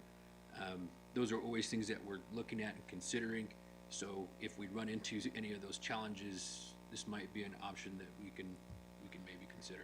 One more, Mr. Chair, real quick, because I know we're bogging down on this one, but you know, the idea of going out for the architect design for a building like what we're talking about, a big building, Joseph, I don't know how many of these manufacturing outfits that manufacture big tin buildings yada, yada, yada, that already have the engineering with them. Have you guys looked into any of that? Are you talking just for the multipurpose Yes. facility? Yeah. We looked into it, but when I say we looked into it, it was just on the surface. So what we looked at was a baseline feasibility of how fast they can deploy something like that. Would it save us time? Would it save us money? And what was the scope, or what was the deliverable? And when we looked at those, it was shortcoming. The scope wasn't typically there, what we're looking at from a commercial standpoint, the type of metal, the concrete, and some of the other things that we were looking at. Not to say that it wasn't feasible, but for the product that we were looking to drive forward, it just didn't meet the criteria we were hoping to include the architectural side. Okay, anything else? All right. Please continue. All right. Can you advance that, Cassie, please? Okay. Payson Sheriff's Office remodel. That is in the planning stage, and there's a tentative completion timeline of fourth quarter of 2024. There's an ARPA cost code that's been assigned of the amount of $288,000 for that work. 288,000. Yes. Okay. Sure. On this one, I'd like us to take a step back a little bit of what we were originally looking at. The last time we brought this before the board, we were still on that tail end of feasibility, looking at can we completely remodel and some of the alternatives that were going to come along with that. The conclusion out of it was to be able to step back into the original scope of this facility, but then we started looking at it from a budgetary standpoint and from a sustainability stance of scaling back what we're looking at doing for a remodel. For this facility to meet the requirements that we're looking at for the SO, it'd be a significant overhaul. So what we've done for the midterm is to pull back that scope of work, and right now what we're looking at is baseline. We're looking at redoing the ceiling grid, flooring, paint, and a few other items like that. One of the things that we are in the process of doing, and we have contracted, is on the back end improving the space for that was used for courts. We're now utilizing for, or the sheriff's office will be utilizing for their patrol. So with that, a significant scale back. The cost that we're going to be looking at is not to carry over a certain budget point that Dub had outlined.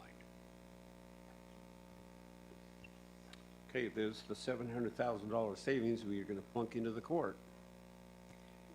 There's always options. Yeah, but I mean, we originally thought $1 million, so, That's correct. yeah, I'm glad to see it's downsized.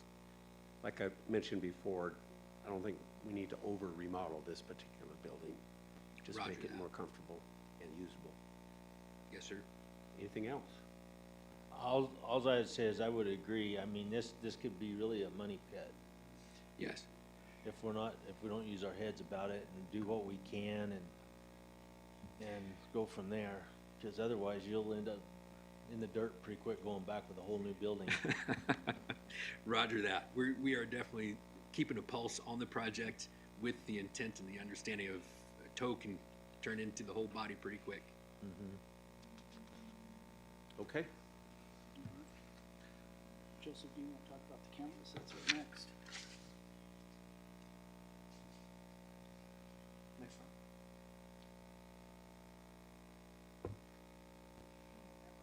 No, you're good.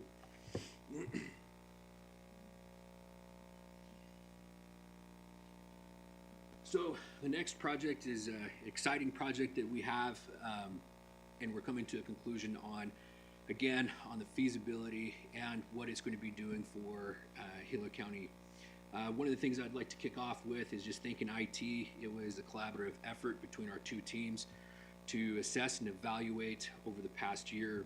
The security cameras are essential to ensuring safety and accountability in Gila County properties. An assessment was conducted to evaluate the effectiveness of existing security cameras and identify gaps.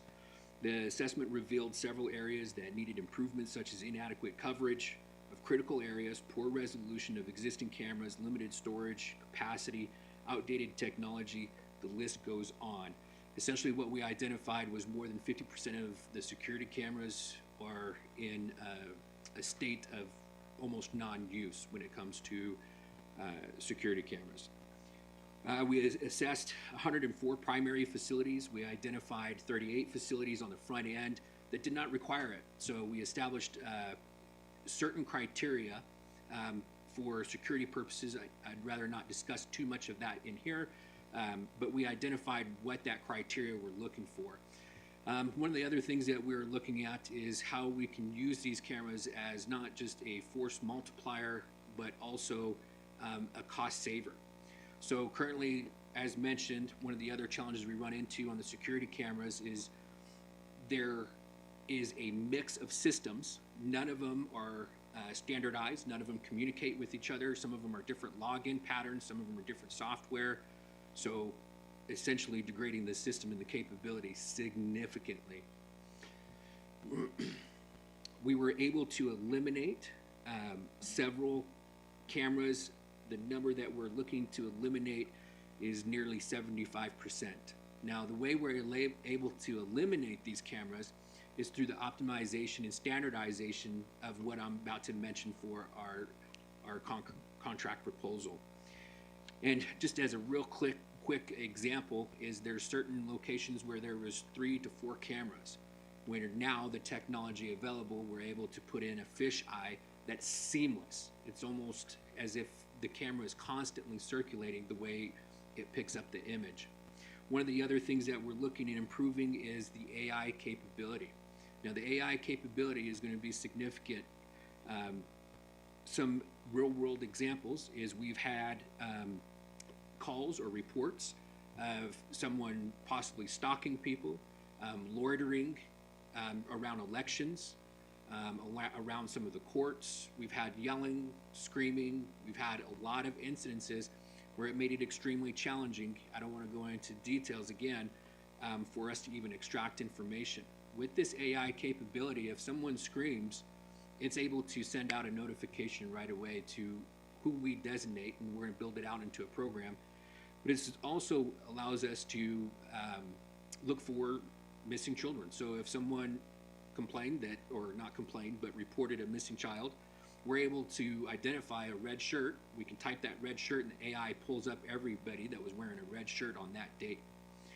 On the loitering side of it, there's a IR capability where it shows where someone is standing for a certain period of time that we dictate, and it shows how often they're standing there. So it was really awesome. We had a proof of concept installed just outside the courthouse, but also the sheriff's office has also been deploying these cameras with this AI with great success. So it's part of that standardization. With that, the price point that we're going to be looking at is going to be $900,000. And this deployment package is essentially going to get us set up into 3 different complexes, 8 buildings. We're going to be installing 96 cameras, and we're also going to be able to cover 120 square feet, 15 plus operations, and be able to support 600 plus employees. Keep in mind, some of these locations are some of our most high traffic locations that we're going to be deploying these cameras. Something else that's included into this is the infrastructure to support it. So the servers, also pulling out all of the old infrastructure that is outdated and pulling in the new. So with that, I'd be happy to take any comments or questions. Okay, well, I'll start. 900,000 is a big number. Are these cameras going to be in workplaces? Like, are we going to be watching our people work, or is this more of a public areas? Chairman, that's a great question. This is one of the things that we are looking to deploy only in public locations. Currently, there are cameras in some work areas. We're looking to pull all of that underneath facilities and IT. We're going to be removing some of those cameras and redeploying so that they're effective and efficient only in those common areas. So we will not be monitoring specific employees, and gives us a great opportunity for a build out on the operational side. It's going to have to go through a clearance or a procedure process to get access to this. So not everybody's going to have access to these cameras. Okay, so what's gonna be the maintenance, sort of like on an annual basis? Do you have an estimate of how much it's gonna cost to keep all of these cameras going for years to come? So the good news is, just on the front end of that question, is it does come with a warranty, which I'm sure everybody was already thinking. On the tail end, we're still working with the contracting company to see what kind of maintenance programs that they provide. Their maintenance programs are very robust. We're still trying to nail down an operational cost for that. Is this 96 cameras your dream number, or is this the minimum? This is probably a median. We looked at several different types of cameras, and this is another cost saver. We were looking at cameras that maybe don't need all of the bells and whistles. We just need to be able to see what is going on and understand a baseline situation. Where other cameras, such as the very front, having something there that can have voice recognition, have other analytics that go along with it. There are other systems that only go up from here. So there is a potential, if we wanted to make it the best system out there, a significant cost increase. So this would probably be median to a little bit below. Okay, because we're averaging about $1,000 a camera to install, purchase. Roger that. And get that all set up. Okay. Thank you. Anybody else? Is there any requirement that we have cameras? There is not a direct requirement for the facilities to have a camera. However, the courts and a few other entities like that do have some kind of requirement. Okay. Yeah, I was just looking for a reason to have them, and so there you go. So. No, I appreciate that question, Supervisor Humphrey. One of the things I'd like to emphasize is, even though it's not mandated, we've had several incidences where someone was injured, someone took a fall, and I can go on and on with that list, where this camera security system is accountability, not just for constituency, but for also our operations, whether it's facilities or Gila County as a whole. Sure. That was gonna be one of the things I was gonna say, was from a liability standpoint, that's where these cameras would really come into effect as well. Absolutely. So these cameras, I'm sure, they're all set up like all the servers, electronics, all that. And it may be this is a question for an IT person, Joseph, but can they be hacked into? So that is one of the other things that we're looking at. I don't want to get up over my skis too technical with it. However, that's one of the key things that we're looking at, especially when we start looking at elections rolling around the corner. One of the risks that we identified was the susceptibility of the system to be compromised through various means in technology. And this is going to harden that up. Okay. Is Thank this you. ARPA money? So we're still discussing the source funding for this project. So depending on the feedback we get here, we're still working with the admin team as far as the source funding.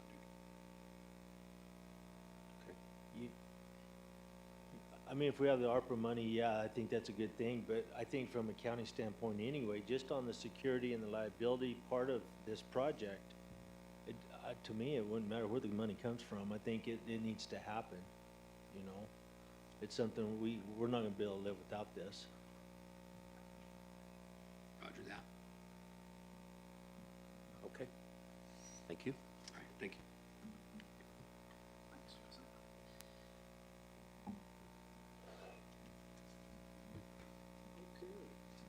He's already got us there. Central Heights Election Card Readers Project. This is just to improve the security at the Central Heights office for elections. And we are ready to enter the construction phase with an estimated completion date of April 2024 on this. And we have a cost code for $26,099 from non-capitalized projects. Yeah, we need to do that. So, Yeah. 24 election is gonna be kind of one for the books, I'm almost sure. So has there been anything else that discussed from Eric's office? And Eric is here, so maybe you might want to chime in. Is there anything else that we're gonna need to have ready or beefed up for this election cycle? Roger that, Chairman. Supervisor Klein, that is a great question. We're wrapping it up into several projects to include what we just talked about, the security package for the security cameras. The other is creating a hardened facility in the sense of we know who's coming through, we know who's has access, and limiting access to the ones that only need it. Some of the other things that we're going to be looking at is also contract security for escorting. That's going to be something that we're going to be discussing at length at one of our other sessions that's going to be coming up over the next 2 weeks. There's a few things that I don't want to dive in too far in the details just because we're still working out some of those finer notes, and I don't want to compromise some of the security without having the details to it. But to your point, we're doing quite a few things to be able to support them.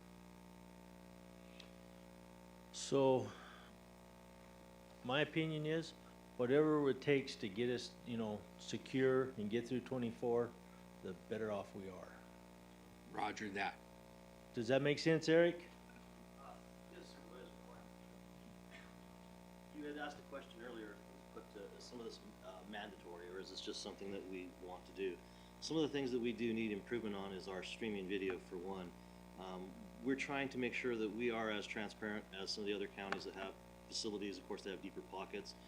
One of the things is that we have the transport of our ballots from the vault to the processing to the tabulation site. There are areas where we have dark areas, so it raised questions. So we're trying to alleviate that apprehension by the citizenry that maybe, why are we seeing the whole picture? So one of the things that the cameras are key to is that will allow a complete march of the ballots from the secured vault to processing sites, which is something in statute that we are required to streaming video, that sort of thing. The other thing also in the fact that our doors, they're easily defeated. They're not really, that robust or anything like that. The other thing about it is that with the card readers, we are allowed to access pretty much back and forth unhindered. Right now, we're doing it old-fashioned. Every time we enter into the vault, when we have our ballots, we have a hot election, and we're looking to go into the vault for whatever we need to get access to in there. We have to stop. We have to go ahead and write out who's going in, what time we're going in, what are we doing, when are we leaving, that sort of thing. So it's burdensome and tedious. And also, it's not something that we can easily format to give out to people if they want it in a public records request or something like that. Whereas the card readers will allow us to have a more definitive, exacting, very readily accessible, and readable for the public, so that they can have that. Oh, okay, so this is what they're doing. This is who's there. This is who's working. And so some of it's just a part of it to ease our process, to make sure that we have that transparency that's being asked of us now, and also some of it is mandated by the live stream video and so forth. Cool. Thank you, Eric. That's all, Mr. Chair. Okay, thank you. Yeah, isolating our elections building and department offices and all of that, I think, is a really good idea. Great. Thank you, Chairman. Yeah, thank you. All right, Central Heights HVAC and roof replacement. It's also in planning stage, but we are closing in on it. We have the architectural and engineering design at about 95%, and it's currently under review. A construction cost estimate is being developed by the architectural firm, just so we have some comparison when we go out to talk to contractors. The tentative project completion is fourth quarter of this year, 2024. That may go off a little sooner. There's just some unknowns in there. We're talking for the architectural and engineering design portion of it, we had a non-capitalized project cost code of $64,438.95. And of course, once we have a design, we'll be seeking a cost code for the design, or for the construction, excuse me. Any questions on that Do we own the building yet? one? Not to my understanding. I think you know better than I, probably. It's a cool project. Good morning, Chairman, members of the board. We do not own the building. Currently, we lease it from the Miami School District, and I've discussed this with Mr. Menlove, and one of the strategies we will be moving forward with is possibly going to the Miami School Board, asking them to deed the property to Gila County. So there's a process. I've talked to the school superintendent over at Miami Schools, and there's a process we have to follow to go forward with that. So do we need to hurry up and do that before we really make this building really shine, Michael? There's pluses and minuses to either strategy, waiting until we get a cost or, Just kidding. or doing it now. So, yeah, so the lease is for 20 years, and we're going to see what we can do about that, sir. Thank you. You bet. Okay, thank you. All right. Let's move to the next slide, Cassie, please. Star Valley Impound Yard Fence. This is installation of security fencing with privacy screen, and this is going to be put on top of the existing concrete jersey barriers. Because of the fact that it's over the old landfill, we can't put post holes in the ground there to build a new fence, but we can build on top of those jersey barriers. And that is actually into engineering design, and we have a cost code approved for that just on the engineering design for $9,322.50. Tentative completion date, they are wrapping up the engineering design, and so we have an April 2024 tentative project completion time. Questions on that one? Mr. Chair, yeah, the reason for the security fencing is there, or the privacy screen on the fencing, is there a reason for that? You know, my biggest concern was the ability to climb the chain link, and they're looking at privacy panels that are kind of a no-climb design to keep people from being able to climb over, because we're holding that top wire to 6 feet, so it's it'll have barbed wire at the top, but it's if we have the no-climb component, and then also it's just kind of hiding people from the candy store if they think they're going to get in there and steal something. Okay, yeah, and less it's also visibility. hiding them, if they get in, no one can see them. No, that's true. Unless we have security cameras.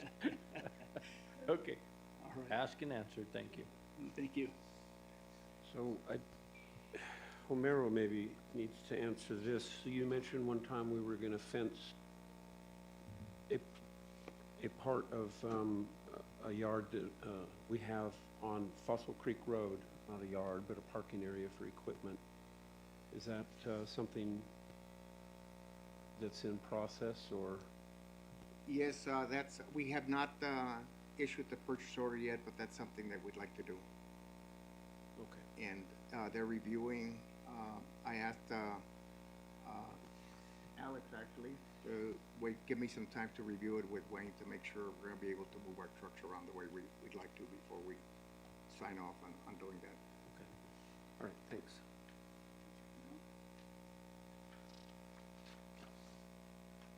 Okay, next slide, Cassie, please. HR probation renovations.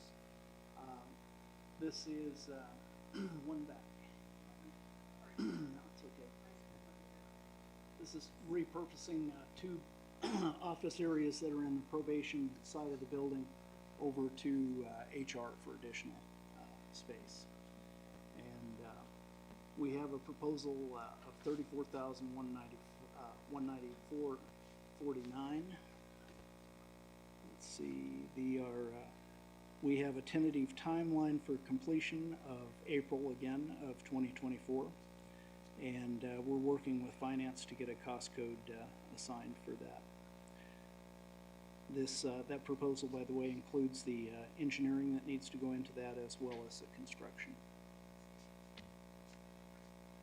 Questions? Is that gonna be going out for bid, or is that gonna be done in-house?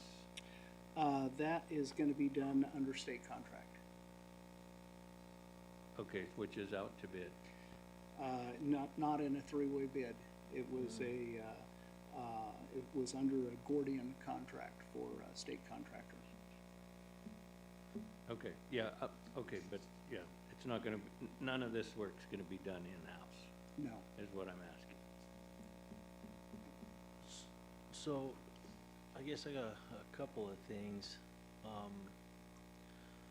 One of it, this modular building right there. I remember talking to a different Michael a long time ago about this building, and it's not the best of buildings. So, Yep. has there been any thought as to really what the lifespan of this building's gonna be, or what are we looking at? I mean, he was telling me at the time, this was 8 years ago, that's got about maybe 20 years, then, maybe. And I know we've already re-leveled it once. Roger that, Chairman, Supervisor Klein. With this facility, we assess it the same as all of our other facilities. To your point, it is modular. There are things that we have to look at a little bit different than a stick-built or brick-built facility. I wouldn't say that there's any concerns that we've identified, but the longevity or sustainability of a facility like this is not the same as something brick-built. So we're always looking at that. Good answer, Joseph. I guess if it lasts 20 years, what do I care, right? But in reality is, I mean, if there ever comes a time when we really have to throw money at these buildings, I think there has to be some real hard decisions made. We absolutely agree, and that's part of our cost assessment analysis when we start looking at larger facilities like this.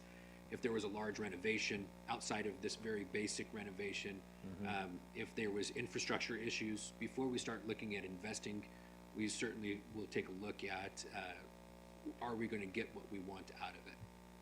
Okay, back to the contracting part of it. So, I mean, we worked with your department quite a bit on positions and people and things like that. Is there a reason why we're not going out more for the conventional bids than I mean, Gordian and the state procurement process is easy, I know that. But I think that's a rut we could get into too, real easy, in my opinion. Roger that. So, Chairman, Supervisor Klein, feedback that we've received from the Board of Supervisors in the past keeps us well aware of where we are with some of those contracts. So we do make it a point to try and drive some of our local contracts if we can. There's different checkpoints. If we don't meet them, or thresholds, then we start looking at other options. For example, some of these smaller projects, if we know we can, or there's a higher probability we can maybe get someone local, we strive to go for that. And then at some point, whether it's time or other thresholds, then we start looking at state contract. There's also a few of our projects, depending on the scope, that we directly step right out into the state contract. To kind of wrap that up a little bit, we assess every single project for the best and work with finance to identify the best procurement vehicle to drive that project forward. Again, to kind of emphasize some of our larger capital projects, we've identified several that we don't necessarily have to go to state contract. And to Supervisor Humphrey's point, one of the things that we look at is they are competitively bid. They're just not always local, but we directly drive that forward with those contractors, and so far they've been partners with us in identifying local contractors that they sub and they go through from our recommendations. So we don't just hope they do it, we drive it forward with them. Okay. Okay. Thanks. Okay. TCM building in Payson, acoustical panels.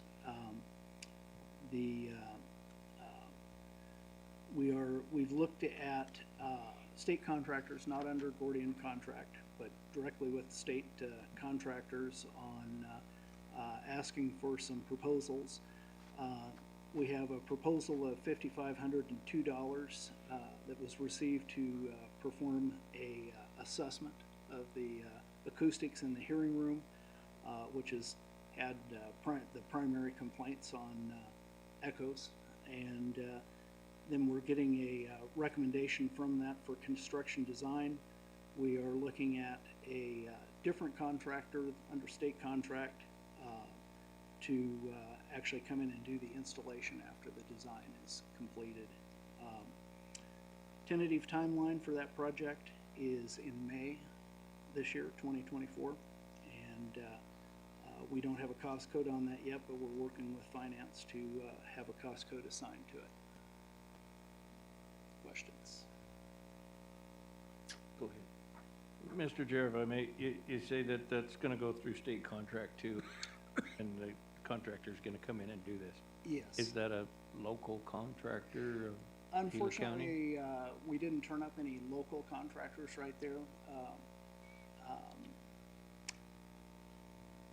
I want to say the one that's doing the assessment is out of Flagstaff, but I can't swear to that. I don't recall.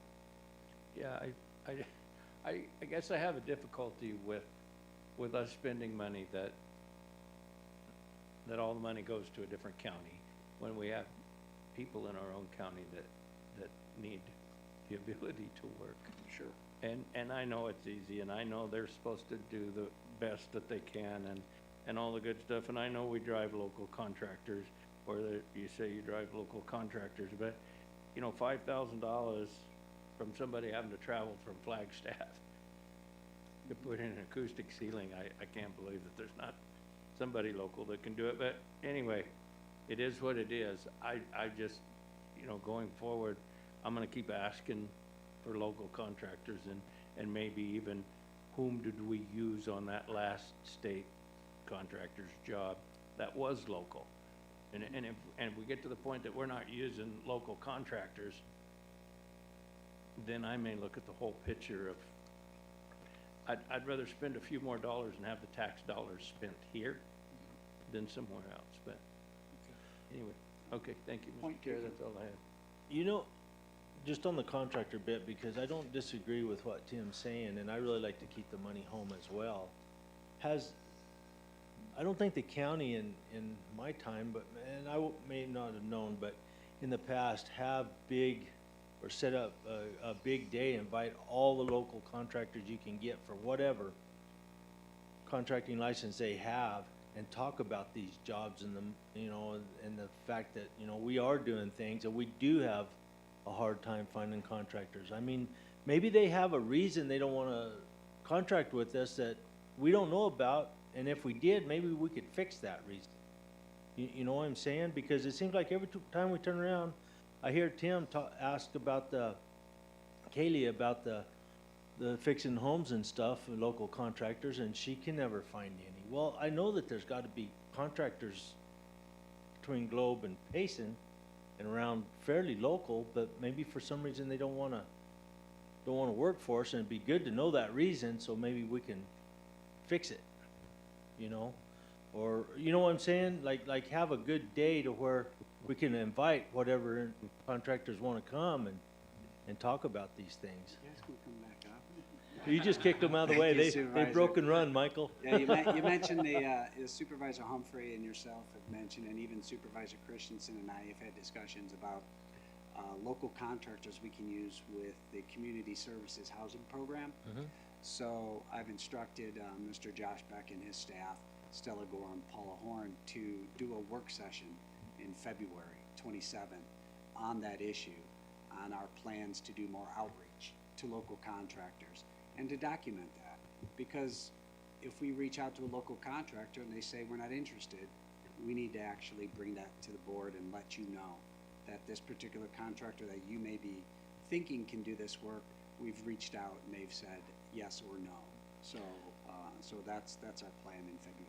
I personally would really like to have that information, but more importantly, I would want to know why not. Is it, you know, and I'm not bashing you, Marin, or anything, I'm just throwing this out there, but could it be, you know, the time frame of payments, or could it be, the paperwork they have to fill out in order to participate in these bids and stuff? I don't know. Yeah. But it'd be good to know, so me and Tim and Steve, we don't keep just asking these questions. If we don't have any contractors and nobody wants to play, then that's all we can do. But it would be good to know the reasons and everything, because there's gotta be contractors here in Gila County. I know that there is. I agree with you completely, sir, and that's gonna be part of our outreach, is finding out, what the barriers are. And if it might be a perceived barrier. On their end, they might think like going to get certified with the state to do some of the abatement work on some of the weatherization projects. They may feel that it's a huge cost to them, or it's something that they can't obtain. And so we're trying to identify those barriers and sitting down with the local contractors to explain the process a little bit more clearly to them. That would be good, because in the 8 years we've been here and the years you've been on the board, you guys have put together a lot of projects that we've carried forward and have done. And people know that. I mean, it's not a secret. And so for us still not to get the participation I think we should be getting, there's gotta be a reason. I just don't know what it is. Right, I'd sort of like to split, like in February when we come in front of the board for the work session, the large construction projects, compared to a lot of the smaller projects. Because those large construction projects are a different beast. They are. You know. I don't and then- disagree with And then that. pay attention to the smaller projects, which local contractors, if they have the skills, why are they not going for these? And so that's what we're gonna sort of focus on February 27th. Well, I'd sure like to know. I'd sure like to know where they are and Yeah, why they're not playing, but if they wanna tell us. yeah, we'll make sure we present that information to you. Great. Thank you. Thank you. So I have a question on I've heard people complain that the speaker or sound system in the TCM room is also not 100% or whatever. So if we're doing an acoustical survey, were you thinking of having them test that system to see if there's any compatibility to what they want to do, or whether an upgrade would be necessary? Chairman, Board of Supervisors, that's a great point. IT has been tracking that forward as far as some of the upgrades that they're looking at doing. The good news is all of that's going to be implemented prior to the acoustic testing. Oh, so you already have a plan in place Roger that. for improving what, speakers, microphones, both? Both from my understanding. I Okay. can't speak to the depth of the project, but yes. Well, can you answer this then? Are they hiring an acoustical expert to do that? No. So when they, or not that I'm aware of, so they're looking at improving the quality of just the sound. We're looking at how to change the atmosphere and how the facility reacts to that sound. So essentially they just have to create the baseline. Is it staticky? Is it a clear connection? A few other things that I'm sure that they got to pay attention to on their side. Once they create that baseline, we bring in the assessor to say, okay, that's the baseline. How do we manipulate or change our environment to support that? I remember we built a church building one time, and we hired a guy to come in and do the sound system, and it was really good. He was an expert at it. And I asked him questions like, well, are we going to put stuff in the ceiling, you know? He goes, no. That's what everybody does, and it's the wrong thing to do. The sound. So we had these big speakers on the wall, and I thought, well, they're not going to do it. That doesn't even make sense. Should be stuff coming from behind, above, around. But he said no, and so we had a tremendously good system because he knew how to do that. So Roger that.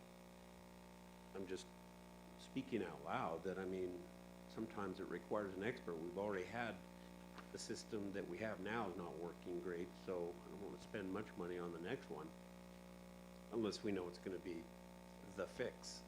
Roger that. And that's why we're doing an assessment versus we've had one contractor come in and they kind of gave us just their thoughts on okay, well, if we put a panel here or a panel here, our concern there automatically with the facility that large is that going to solve it? It should. It could. So what we're doing to make sure this is the one-time fix is bringing in that assessment to be able to say, no. What is going to fix it? Where should the panel go? What kind of material is it going to be? If it was we've done some sound in smaller locations, offices, where we were able to utilize the expertise of the installer, where it was as straightforward as that. With this location, we didn't want to take that risk of installing panels or other sound dampening devices and it not fix it. We wanted to be at the highest degree of confidence that it was going to be taken care of the first time. Okay, thank you.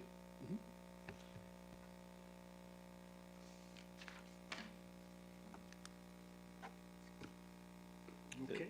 Excuse me, this is, we still got quite a bit to go, I think, so would it be okay for everybody if we just kind of adjourn for about 10 minutes? Stretch our legs? Absolutely. I'm good.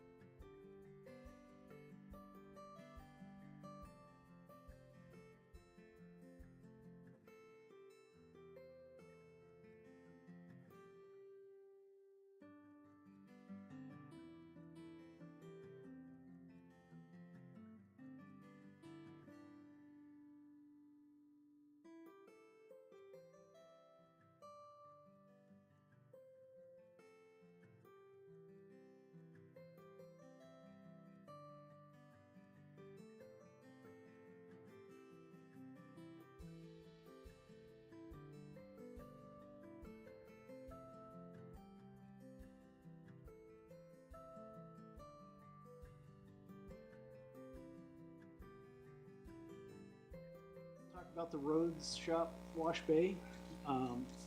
That's in a very early stage at this point. We're still assessing and evaluating on that.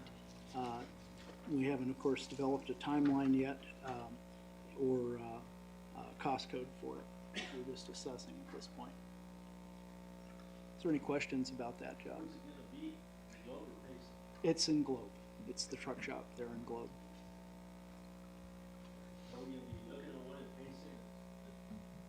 As well? Not on my radar. I don't know that we are. Okay. Just curious, no?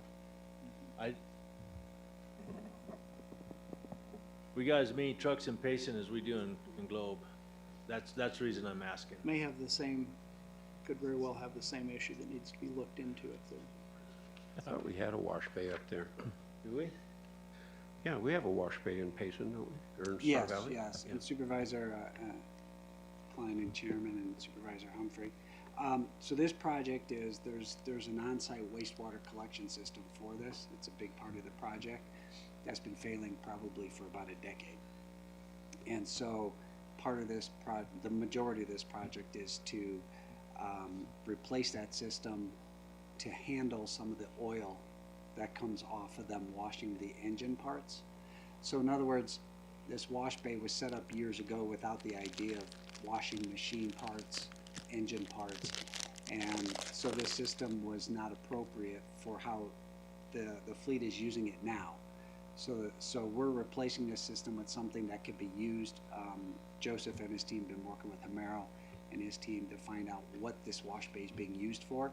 So we're going to get an appropriate system engineered, designed, and put in and approved by ADQ. So this is one of those systems that has to be approved by ADQ. And so that's what's happening here. So we're just replacing a system that's failed. So we're not building just a whole new wash shop or No, wash not at bay all. or whatever. Not at all, sir, yeah. And also, I know I've been talking to Hamero, Joseph, and Mr. Menlove about this. Some of the funding for this may be able to come out of HERF, since it's HERF vehicles that are serviced here as well. So we're sort of working on that funding stream as well. But I hope I made it a little bit clearer. Yeah. All right, thank you, sir.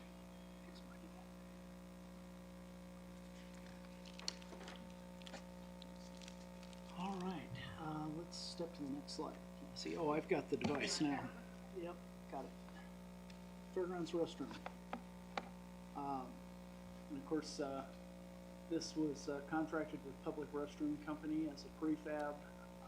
S.J. Anderson was the contractor for the pad and the utility connections there. And this building was brought in two pieces. Oh. Okay. Can you hear me better now? Is that okay? Yeah. Okay, sorry. We've got a green light. I'm not sure what that means. Switch out real quick.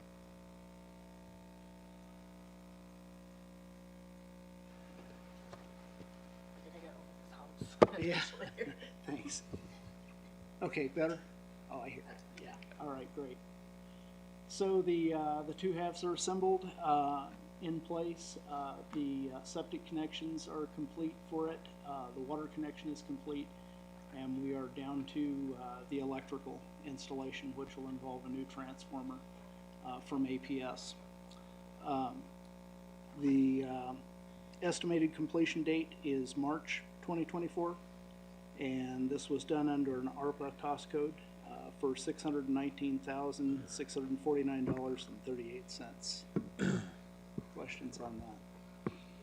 No, because I've kept up with that project as it's been going along, so, yeah, I pretty much have asked questions as I've had, so thanks. Good. How many stalls are in there? Let's see, I believe there's 3 stalls for each side, men's and women's. 6? Yeah. That's, yeah. So the transformer you're talking about, is that also gonna provide 3-phase power to some of our facility, or is that just for this? Right now, it's just for this, but it has the capacity built in to expand to whatever we need in the arena areas down there. So there's already a three-phase transformer on the east side, and we're gonna tie into that same primary, take it around to the west side where the restroom facility is, and set a new transformer on a pad there. We'll have some stub outs in there also for future. Yeah, because eventually we're gonna need an announcer's stand for that second arena with electricity in it. Sure. Hopefully some lighting, and, yeah. Yeah, well, electricity. So, Yeah, hopefully. so is this the last big project that we're doing on the fairgrounds right now, or what else are we looking at? We are looking at what we're calling fairgrounds electrical improvements. Joseph, go ahead. And that's the last one. Thank you. So this is just the tip second of the to spear, the beginning. So as we step into a couple of these other projects, we're looking at roll-up doors. That's on the next slide. And then also a larger scale operation that's going to be looking deeper into, well, we've already looked deep into the electrical infrastructure, but now executing that. And we're looking at bringing in three-phase. We're also looking at the build out of HVAC systems for the larger hall. Some of the other larger stuff we'll be sharing hopefully soon on a strategic plan of a capital improvement. But we're considering everything from pickleball courts to additional RV slots to expansion to existing programs. The list goes on, and that's what we'll be able to bring to the Board of Supervisors to see, what do we want to look at from a priority standpoint. This is our recommendations from an infrastructure standpoint. So there's going to be a lot of really great information coming here over the next couple of weeks and continuing with this one. So another question on this, Joseph, because like on the policies for the vet side, are we also working on policies for this and costs, like daily costs to rent an arena or whatever it is? How is that working right now? What are we renting it out now? I mean, is it active, and how are we coming up with those costs and everything now? Because I don't remember ever addressing that since I've been on the board. Roger that. Chairman Supervisor Klein, that is something that we're taking a look at. It's going to be wrapped up into our strategic plan as far as a cost schedule and recommendations. Just to kind of be light-footed on that end of it, we essentially did an assessment through other counties and competitors that are on the private sector to see what should we be charging out there. As you can imagine, it hasn't been updated in quite some time, so most of them were grossly under cost. So we're looking at that. And also there's a lot of our facilities and usage that were never charged. So it was something that was a challenge trying to put all of it together. Good news, we'll be able to present that here soon. We are taking a look at that. Mr. Chair, if I may, yeah, because the big building is rented out quite a bit. Yes, sir. So I mean, right there's now, a lot of function, everything from from weddings to the gem and mineral show to lots of things happening at that big building now. Roger that, Supervisor Humphrey. To both your points, we're essentially booked out now, and we've seen a significant increase in utilization over the past 6 months to a year because of the efforts that we've been putting into it, not just from the infrastructure investments, but some of our outreach and a few other initiatives that we've been driving forward with, trying to draw the community in and bring awareness of, hey, we got something out here to see. I think it's gonna be really cool when it's all put together and done. My biggest thing is we probably need to get the costs and stuff like that down sooner than later. I would say. I don't know from legality wise, from a board standpoint, how do we charge somebody that the board hasn't voted on? It's tough. Good news is there's already established costs for that site. So we do charge, and it, from my understanding, was approved from the BOS. What we're going to be bringing before the BOS is recommendations to that change schedule. Did we do that since I've been on the board, or is that prior to us? From my understanding, prior, but I'd have to verify to make sure that's 100%. We probably need to do that, Joseph, because that, I don't know, it just seemed like it'd get kind of sketchy if we as a board don't set the prices, but yet we're charging something. We just need to make sure our ducks in a row. For sure. We'll take a look at past, and then moving forward, that is absolutely our intention, is to be able to bring that cost schedule to the BOS for a vote. Mr. Chairman, sorry, Klein, a little bit of the history that I believe that the rates that we are charging for the fairgrounds were established more than 7 years ago, 2016. Well, they were old, and then there was a time that the then Board of Supervisors just said, we're not going to charge anybody for anything at the fair. But then this Board of Supervisors, or the board at the time in 2016 or sometime in the last few years, reinstituted those old charges. And so they are in place at this point in time, but they were rates that were established in 2016 or before this board took place. So- Two of you took seats on the board. So we went ahead and took an action on those old rates? Is that what, since we've been on board? In 2016, prior to the two of you sitting on the board, the previous board voted to not charge anything for Right, using the fairgrounds. right. The two of you and Supervisor Martin voted to reestablish those charges.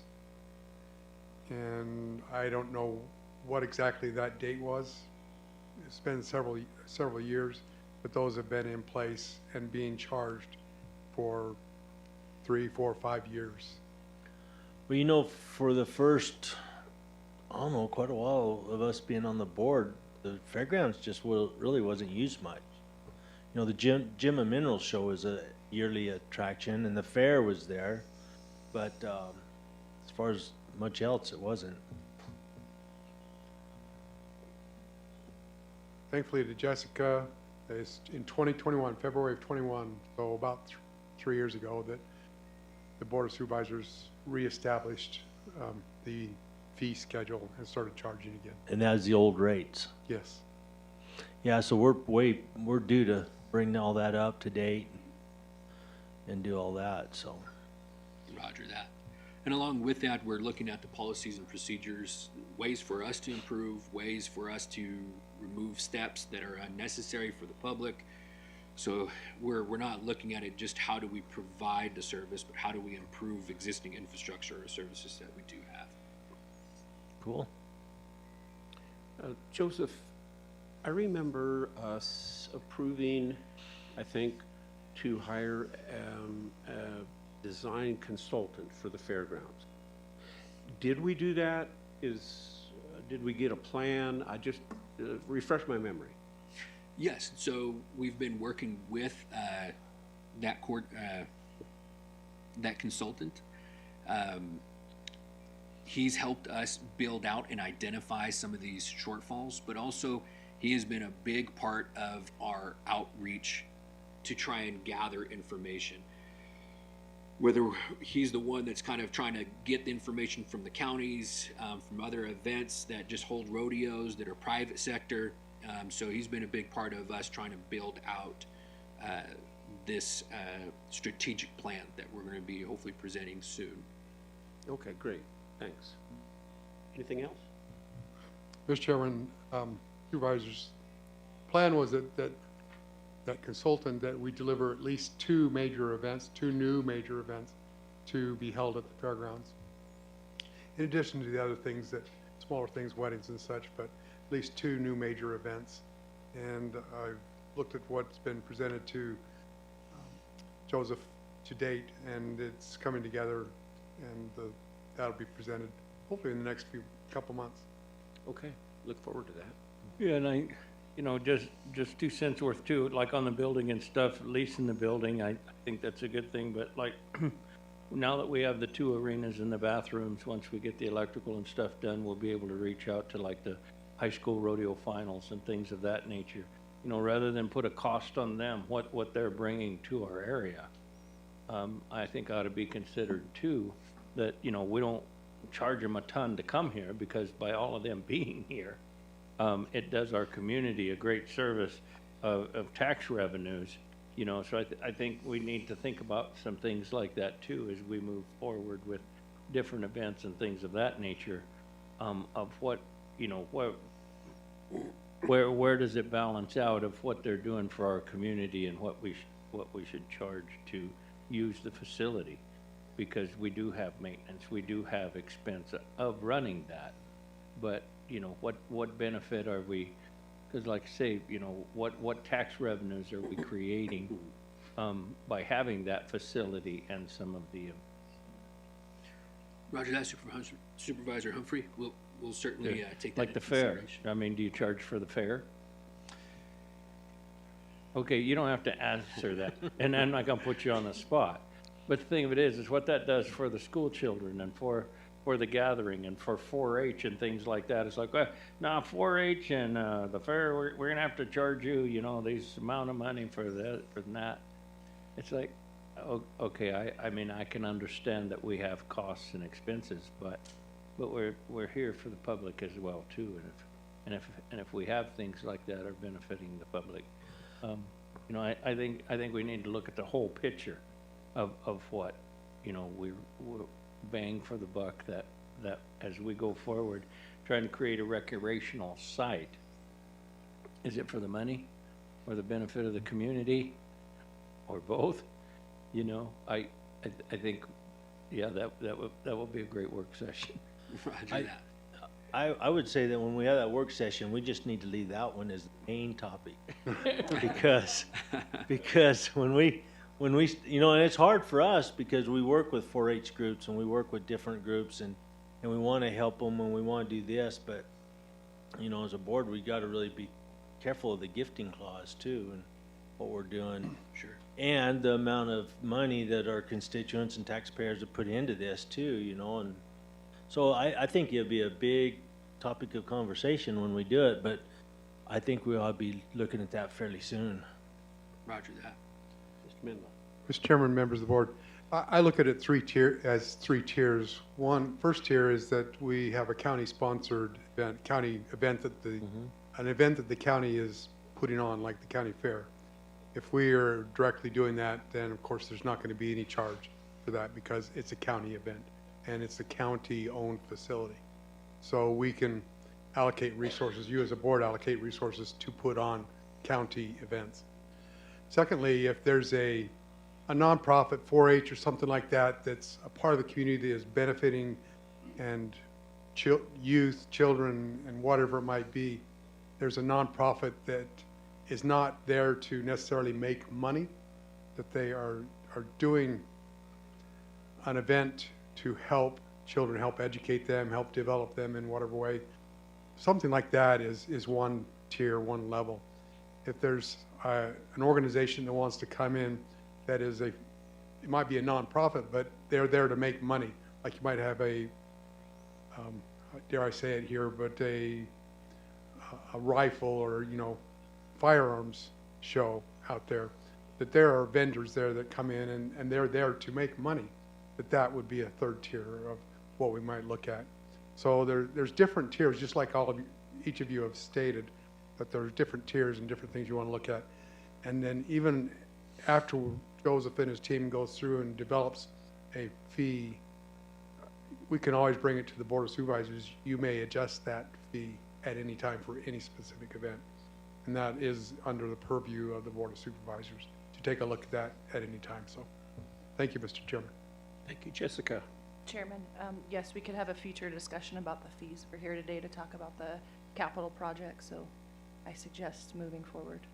Okay, all right. Enough chit-chat on that then. Anything else? Deb, if you don't mind, I'll go ahead and Okay, close yeah, some of these that's out. something we can't make decisions on right now, so. So these last 3 slides are essentially going over what we just discussed for the fairgrounds.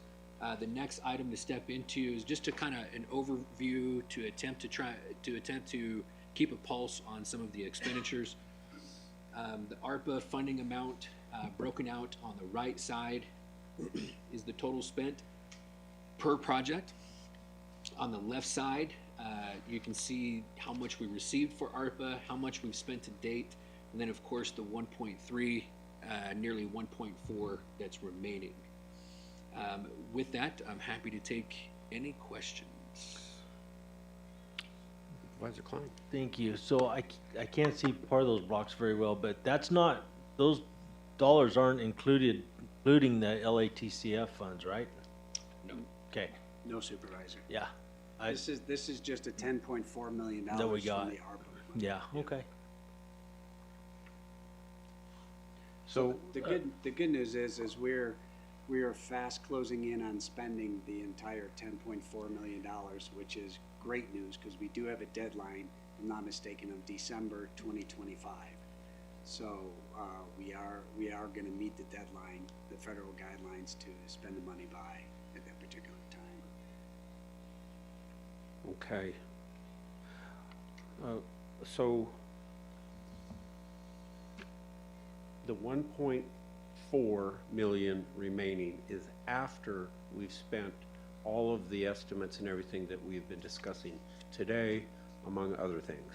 The 1.4 remaining is the projects that have been completed and some of the projects that are still active. So we have a list of those. Right. The 2.47 for the Pleasant Valley Veterans Retreat, that's been completed. The fairgrounds improvement at 1.5 million, and we spent 815,000 so far on the fairgrounds. So we still have about 685,000 left. We purchased the property on Main Street in Payson for 522,000. The Superior Court upgrade remodeling at 240,000. That's completed. The purchase of the property on Main Street has also been completed as well. Digitization, we set aside the board set aside about $2 million for digitization. So $500,000 to spend for IT, $1.5 million to digitize the files from on-site wastewater community development in the assessor's office. So we are active with that project, but that $2 million is more than what we're gonna spend total. So I'll get to that in a minute, how that plays a part into what we have left remaining in the ARPA funding. So keep that in mind. So total digitization, even though we said $2 million, is going to come in probably about 770,000 less than the $2 million. So that's still ongoing. Questions about that? So just keep that in mind. No, I think that's good. Yeah. But before you get done, can you talk to us about the Michelson building? Well, that's the next one on the list. The Good. Michelson building roof. Yes, sir. Well, let's do that just after my question, if we could, please. Where's the 1.7 for the courts in Payson? I'm going to get to that in Okay, a minute, all right. sir. All It's all tied together here. So the Michelson roof at about 300,000 for the new roof has been completed. Yeah. So that project is done. Questions about that, sir? So that's, if I'm not mistaken, the rest of it is just grant money from the mines that's gonna go in there, is that right, James, or? Mr. Chairman, Supervisor Klein, for Michelson Building, the City of Globe has been awarded a $750,000 congressionally directed spending grant. In speaking with City of Globe just in the last week, through the Department of Agriculture, because that is intended to be a business incubator, small business administration location, support small businesses in the community, that the USDA they've got all kinds of strings and ties to that money. City of Globe's been trying to work with USDA to get the money, get that $750,000, so that the remodeling of the building can begin. And it's just been working with federal government for some reason, proving to be difficult. So overall, our obligations for that building has been met. We've done what we said we're gonna do, and Mr. Chairman, Supervisor Klein, in speaking with Mr. Dickerson, that the actual cost to remodel may be north of $750,000. And so we've had discussions of where we can get that additional funding to do that remodel. So it's, that we may need 250 to 500,000 more to completely remodel that building. That'll come around later in front of us. Had discussions yesterday of can we get an additional congressionally directed spending grant to build out. So looking for grants to fill that need at that building. Good. Then the sheriff's vehicles for $528,000, that's also completed. And then we had 2 one-time salary adjustments.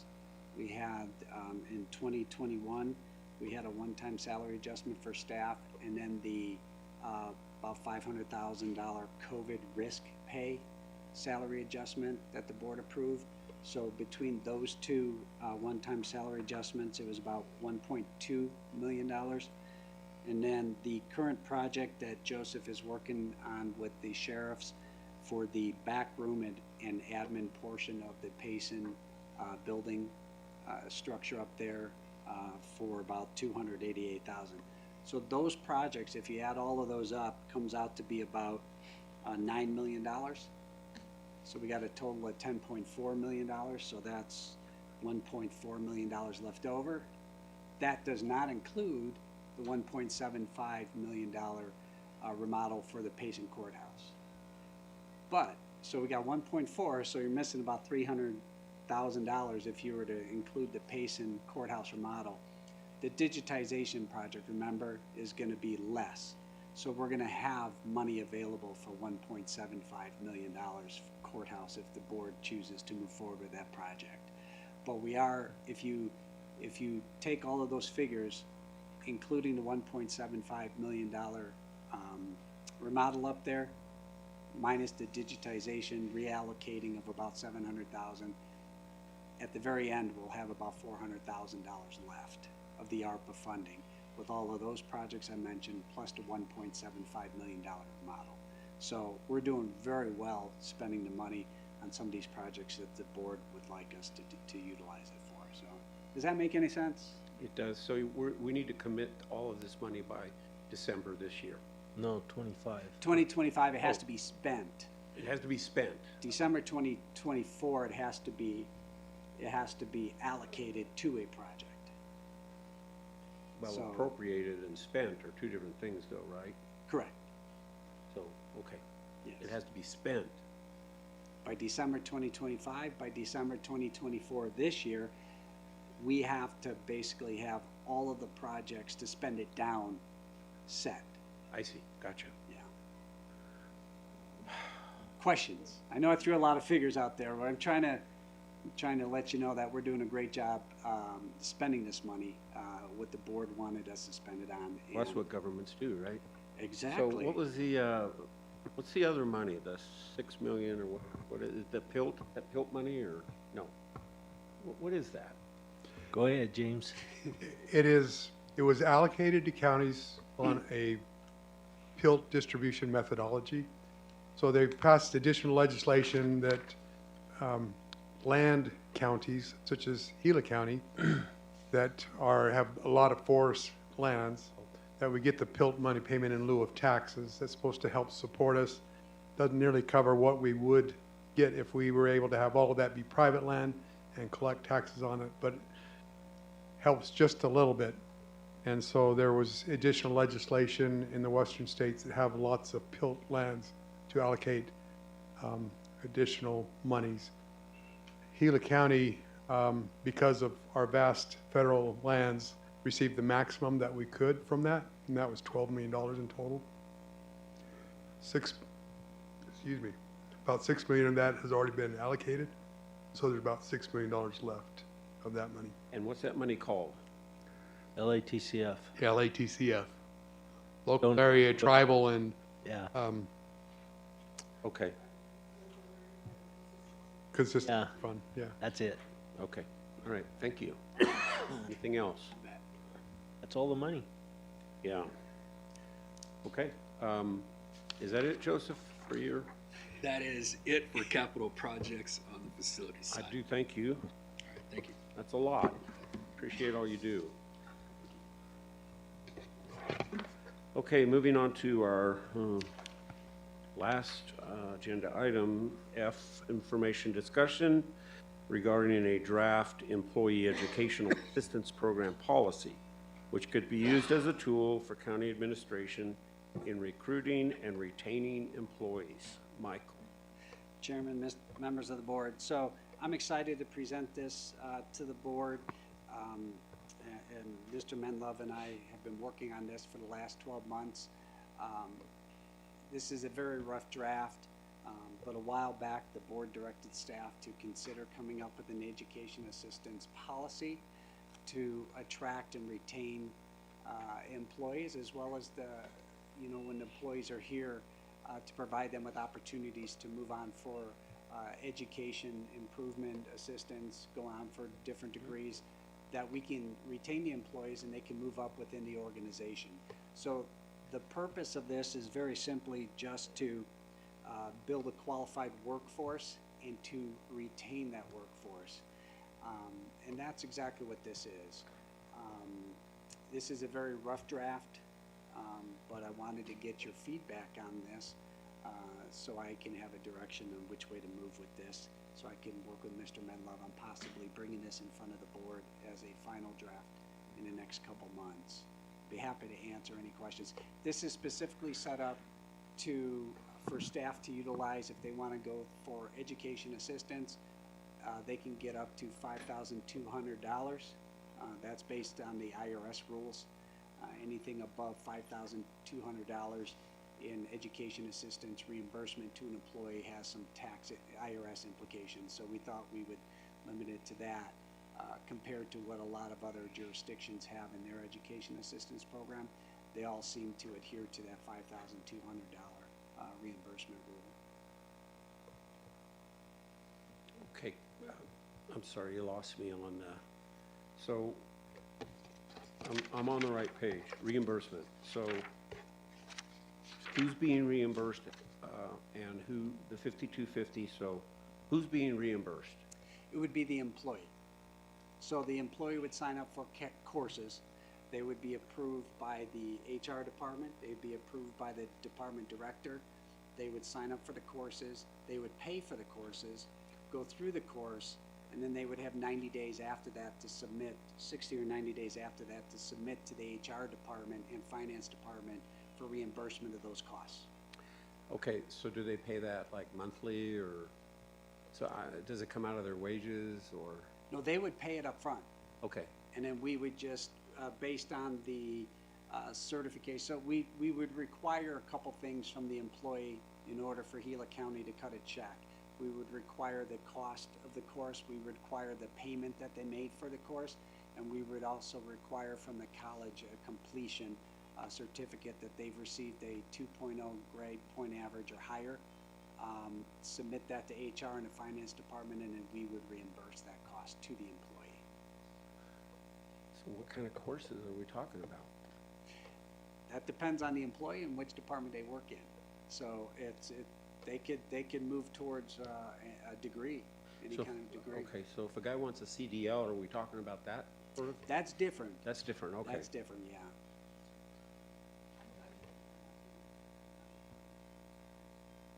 Oh, yes. Cassie is one of the candidates right now as well. Right on. As far as tuition reimbursement, she would be benefiting because she's already going for her coursework in IT degree, technology degree. It's a 4-year degree, yeah. And so she would benefit right away from this. I see, okay. So, All right, that's clear to me, thanks. So thank you, Cassie. I forgot. to some degree, this was offered to our folks in years past, I believe. I do know the history of that if you would like me to. Yes, sir, it has. In the past, when I first started in 2011 in Gila County, it was offered. About 6 months after I came here, we had budget cuts, and that was the first program that was cut from the budget was the education assistance program. Wished it hadn't been, but yeah, I just knew that it was offered at once upon a time, and then nobody picked it up after that, I guess. So I'm glad to see you doing it, Michael. I think it's a good thing. Is it a good thing, Cassie? I figured it was. Yeah. Mr. Chairman, Yes, sir. a couple things we've noticed that since COVID, and it's probably leading up to it before, that real difficulty, and this is not just Gila County, it's across the board, a real difficulty of hiring and bringing in employees for every department, for every walk of life, everything people want to do. We have learned, like especially with the CDLs that you brought up, instead of requiring an employee to come to us and having a CDL, having gone through the expense, having committed the time, that we could hire somebody out of high school that says, you know, I'd like to be a heavy equipment operator for Gila County, but I don't have $2,000 or $3,000 to invest in time and money to get there. And so now we bring individuals in that do not have a CDL, but we give them the opportunity, we send them to classes, whatever classroom training they do, and whatever in the cab training that they need, so that they, within 6 months or 12 months, whatever time frame it is, that they can achieve their licensing requirement, a CDL. And this is kind of just a little bit different than that, in that I'll use Marin in the finance department as an example. Marin had an employee that worked for the in the finance department and took it upon herself to go and get a degree, an accounting degree.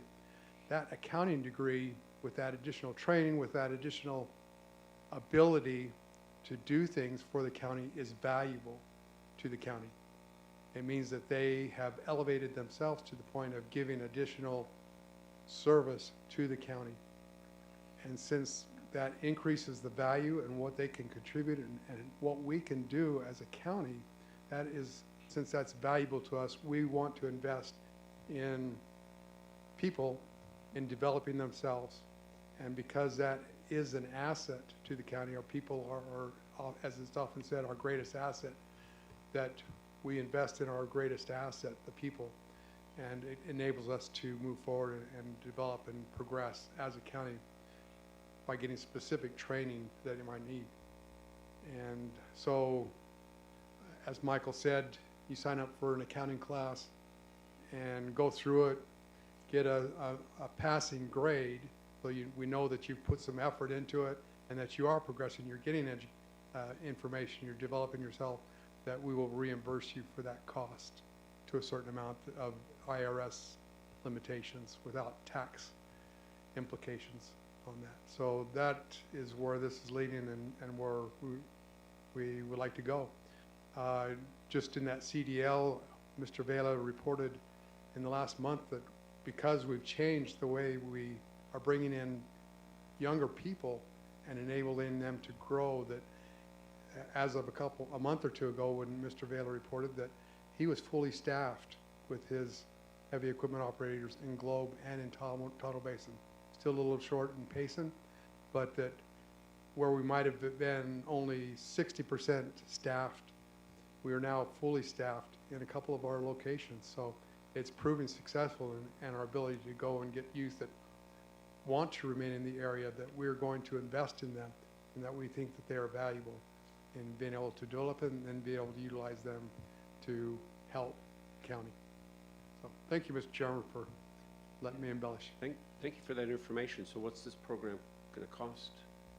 How do we pay for it? I mean, it's an addition to what our budget already is, right? So typically, the county administration proposes an amount, a line item amount per year.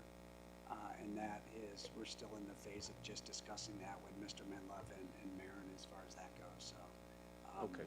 Obviously, if I brought this in front of the board for their consideration for approval at some time in the future, that would be something that I would also present along with it, the total cost that we might be able to put into a line item. I would think that, you know, trying to pin down a total cost is gonna be hard, because we don't know who's gonna be interested in taking classes or how many or anything like that. And I totally agree with everything James said about investing in our people. I think that's the number one thing we ought to be doing. Thank you, District 1. We'll just take it out of your district. How's that? Yep. No, I'm just kidding.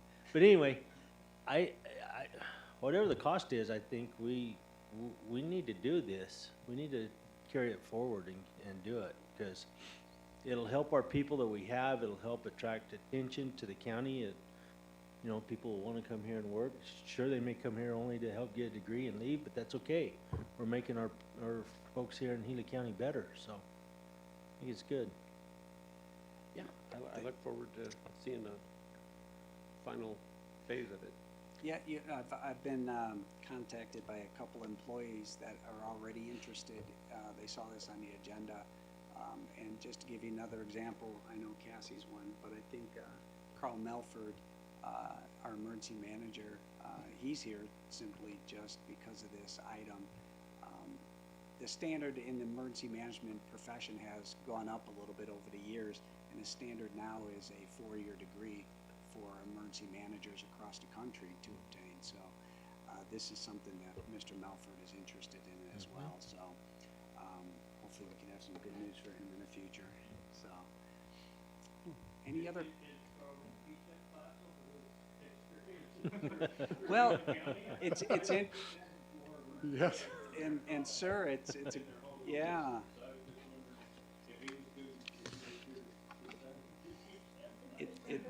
It's interesting you mention that, sir, because in his profession, he is allowed to teach some classes for the state if he's qualified and he has the education to go ahead and teach that. And a 4-year degree would actually allow him to go ahead and teach what he's learned over the last 5 years with floods and fires and tornadoes even, as well as that goes. So. Yeah, thank you very much.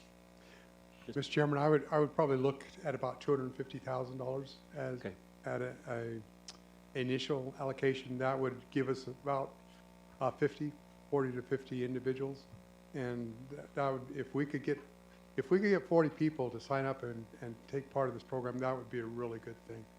I would anticipate that it may be even less than that, but about 250,000 may be a good number to think that is probably what we should allocate in budget for this. Well, we'll talk about that later, but that gives me a good idea. Thanks. And closing comments, I would like to thank Maren and Rick and Josh Beck. It was a collaborative effort to get this going, since all departments have to collaborate on this to receive some of the documentations and to administer this program appropriately. So thank you very much. I appreciate it. So this program, Rick, I guess it'd be through your department, kind of overseen through your department, is that right? I'm just hearing about that. He's an attorney. I'm not sure I believe him. No, it would certainly be something that we would try to facilitate in any way we can, especially when our building is expanded so we can house more employees there. Perfect, perfect. That's the first I'm hearing of that, sir. 3 doors. Yeah, exactly. Okay. Anything else, guys? Okay. Thank you Michael? very much. Appreciate it. Next item is number 3, call to the public. Anyone here locally that wants to speak? No? How about Payson? No, sir. And how about the internet? No? Okay, we're good. We'll move right on. Item 4, manager's report and current events from the supervisors. Mr. Menlove. Mr. Chairman, members of the board, we're coming to the time when we spoke about a little bit earlier, but about congressionally directed spending.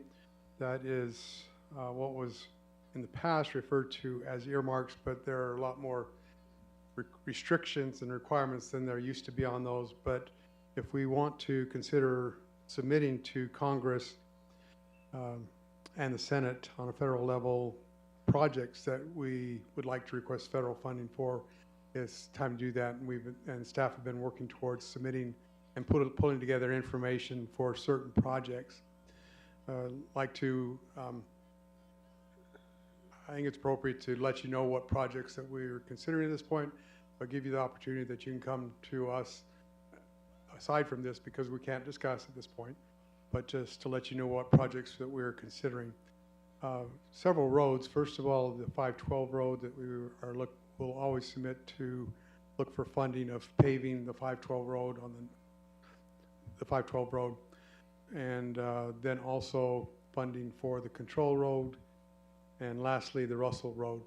Now for the Russell Road, we've had a discussion last week that there is state funding called SMART funding that has been allocated And we're looking for the state funding for design of Russell Road, and had discussions with the governor's office and others in the last week to do an application. So Public Works is putting together everything to submit for this SMART funding to design a fix to Russell Road and access to Pinal Mountains, and also for emergency purposes, access to the hospital and those things for Russell Road. Secondly, last year for congressionally directed spending, we had submitted for grandstands at the rodeo arenas. In discussions, we feel that the electrical systems at the fairgrounds are the highest priority. Can't really do much of anything without that expansion. And looking in discussions of what the electrical getting three-phase out to the fairgrounds could be about $1.5 million. So there's discussion to submit for congressionally directed spending to complete the electrical three-phase out to the fairgrounds. Again, about $1.5 million. For the Veterans Retreat, we will again submit for an ADA compliant residence that I have not heard any different, that the total expected cost is about $500,000 for each of those residence to make a 2-bedroom, 2-bath, small 1,200 square feet or something like 1,000 to 1,200 square feet. So that we will submit for that. Last year we submitted for the landfill an opportunity for composting. I think we want to change that just slightly, and there's some things that are needed at the landfills to comply with recycling, crushers and those kinds of things, so that we might go in that direction to get the equipment and things we need for recycling at the landfill. And then again, as was mentioned earlier, money to finish out the Michelson building. So those 6-7 projects, consideration for earmarks for congressionally directed spending, and would appreciate your input to myself or staff if there's something that you feel that we should reach out to our senators to see if they will help us in these projects with the counties. Thank you, Mr. Chairman. Thank you, Mr. Menlove. Supervisor Humphrey. Was on Kiko open line on January 24th. I held a one-on-one meeting with residents in Tonto Basin, addressing their concerns with some of their issues with planning and zoning concerns. I will attend a regional CAG, Central Arizona Government Regional Council meeting tomorrow evening, and we'll carpool with, I think, Mr. Menlove. And I always invite the Mayor Globe, and did invite the Mayor of Miami. He chose not to ride with us, but sometimes the Mayor of Globe and the Globe town manager will ride with us, which gives us a chance to communicate about projects, things going forward. And that's all I have, Mr. Chair. Supervisor Klein. So on January 17th, I was at the ECO meeting along with James. James was there as well, and we participated in that legislative reception. A lot of folks there, I thought. Pretty crowded room.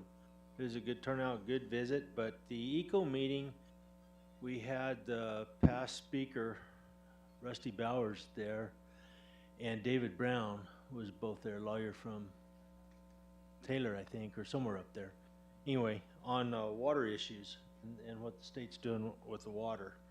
Had really good discussions. It's still a lot of stuff up in the air. I'm sure that through this year, especially with the campaigns that's going to be taking place, that we're going to hear a lot about water. And not sure how that allocation is going to come down, what's going to happen. Everybody has their own thoughts, but we'll see. But we had a really good discussion. Speaker Bowers gave a really good presentation on all of it as well. After that, I met with Joe Heatherly, and it'll be coming up sometime, but I'm looking at a new IDA. Well, he is the new IDA president, but I'm looking at a new board member, and that'll be up for the board here to put on pretty quick. And I'm looking at Marvin Mole as a board member, and I think Marvin would do us an outstanding job I was a part of two different meetings with NRCD. One was with the board, the NRCD board, and the state, over the grant for the weeds that we had received. Kind of going through the preliminaries of the grant, the ins and outs, and what we need to do to finalize that.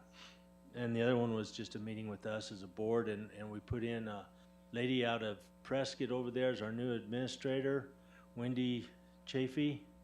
It sounds like she's a really good gal, and I think I look forward to having her on the board.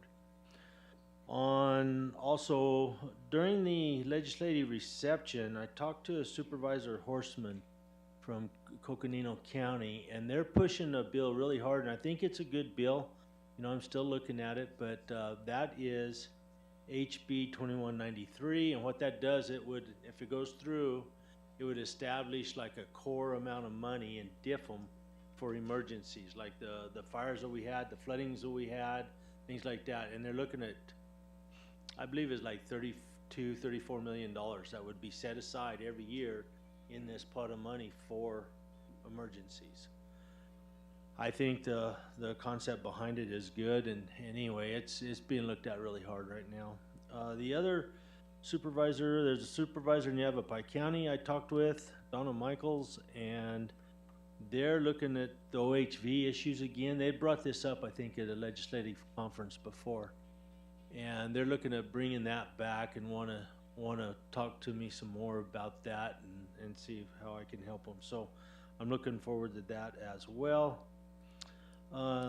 Today I'm headed to the valley. I'll be in Queen Creek for the rest of the week, and then on February 2nd, which is Friday, I was invited to the breakfast with the governor in Superior.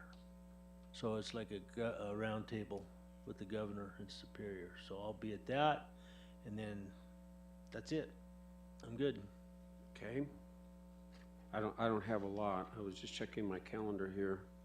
I think tomorrow we have the hash knife coming through. Is that right? Yeah, we have the hash knife coming through tomorrow through Payson. So that's always an annual event. That's good. I don't have a lot to, we're just going to get down to it. I have a few things, but I'm just going to say Legislative Policy Committee, which I sit in on. The legislature has already submitted over 1,100 bills in the state. There's probably a tremendous amount of them that just never see the light of day. They want to change this and that, and public records and fines and this and that. So it's just nothing super to report there, other than there's just hundreds and hundreds of them that come through, and it's election integrity or collecting tax on the reservation, or a lot of things. So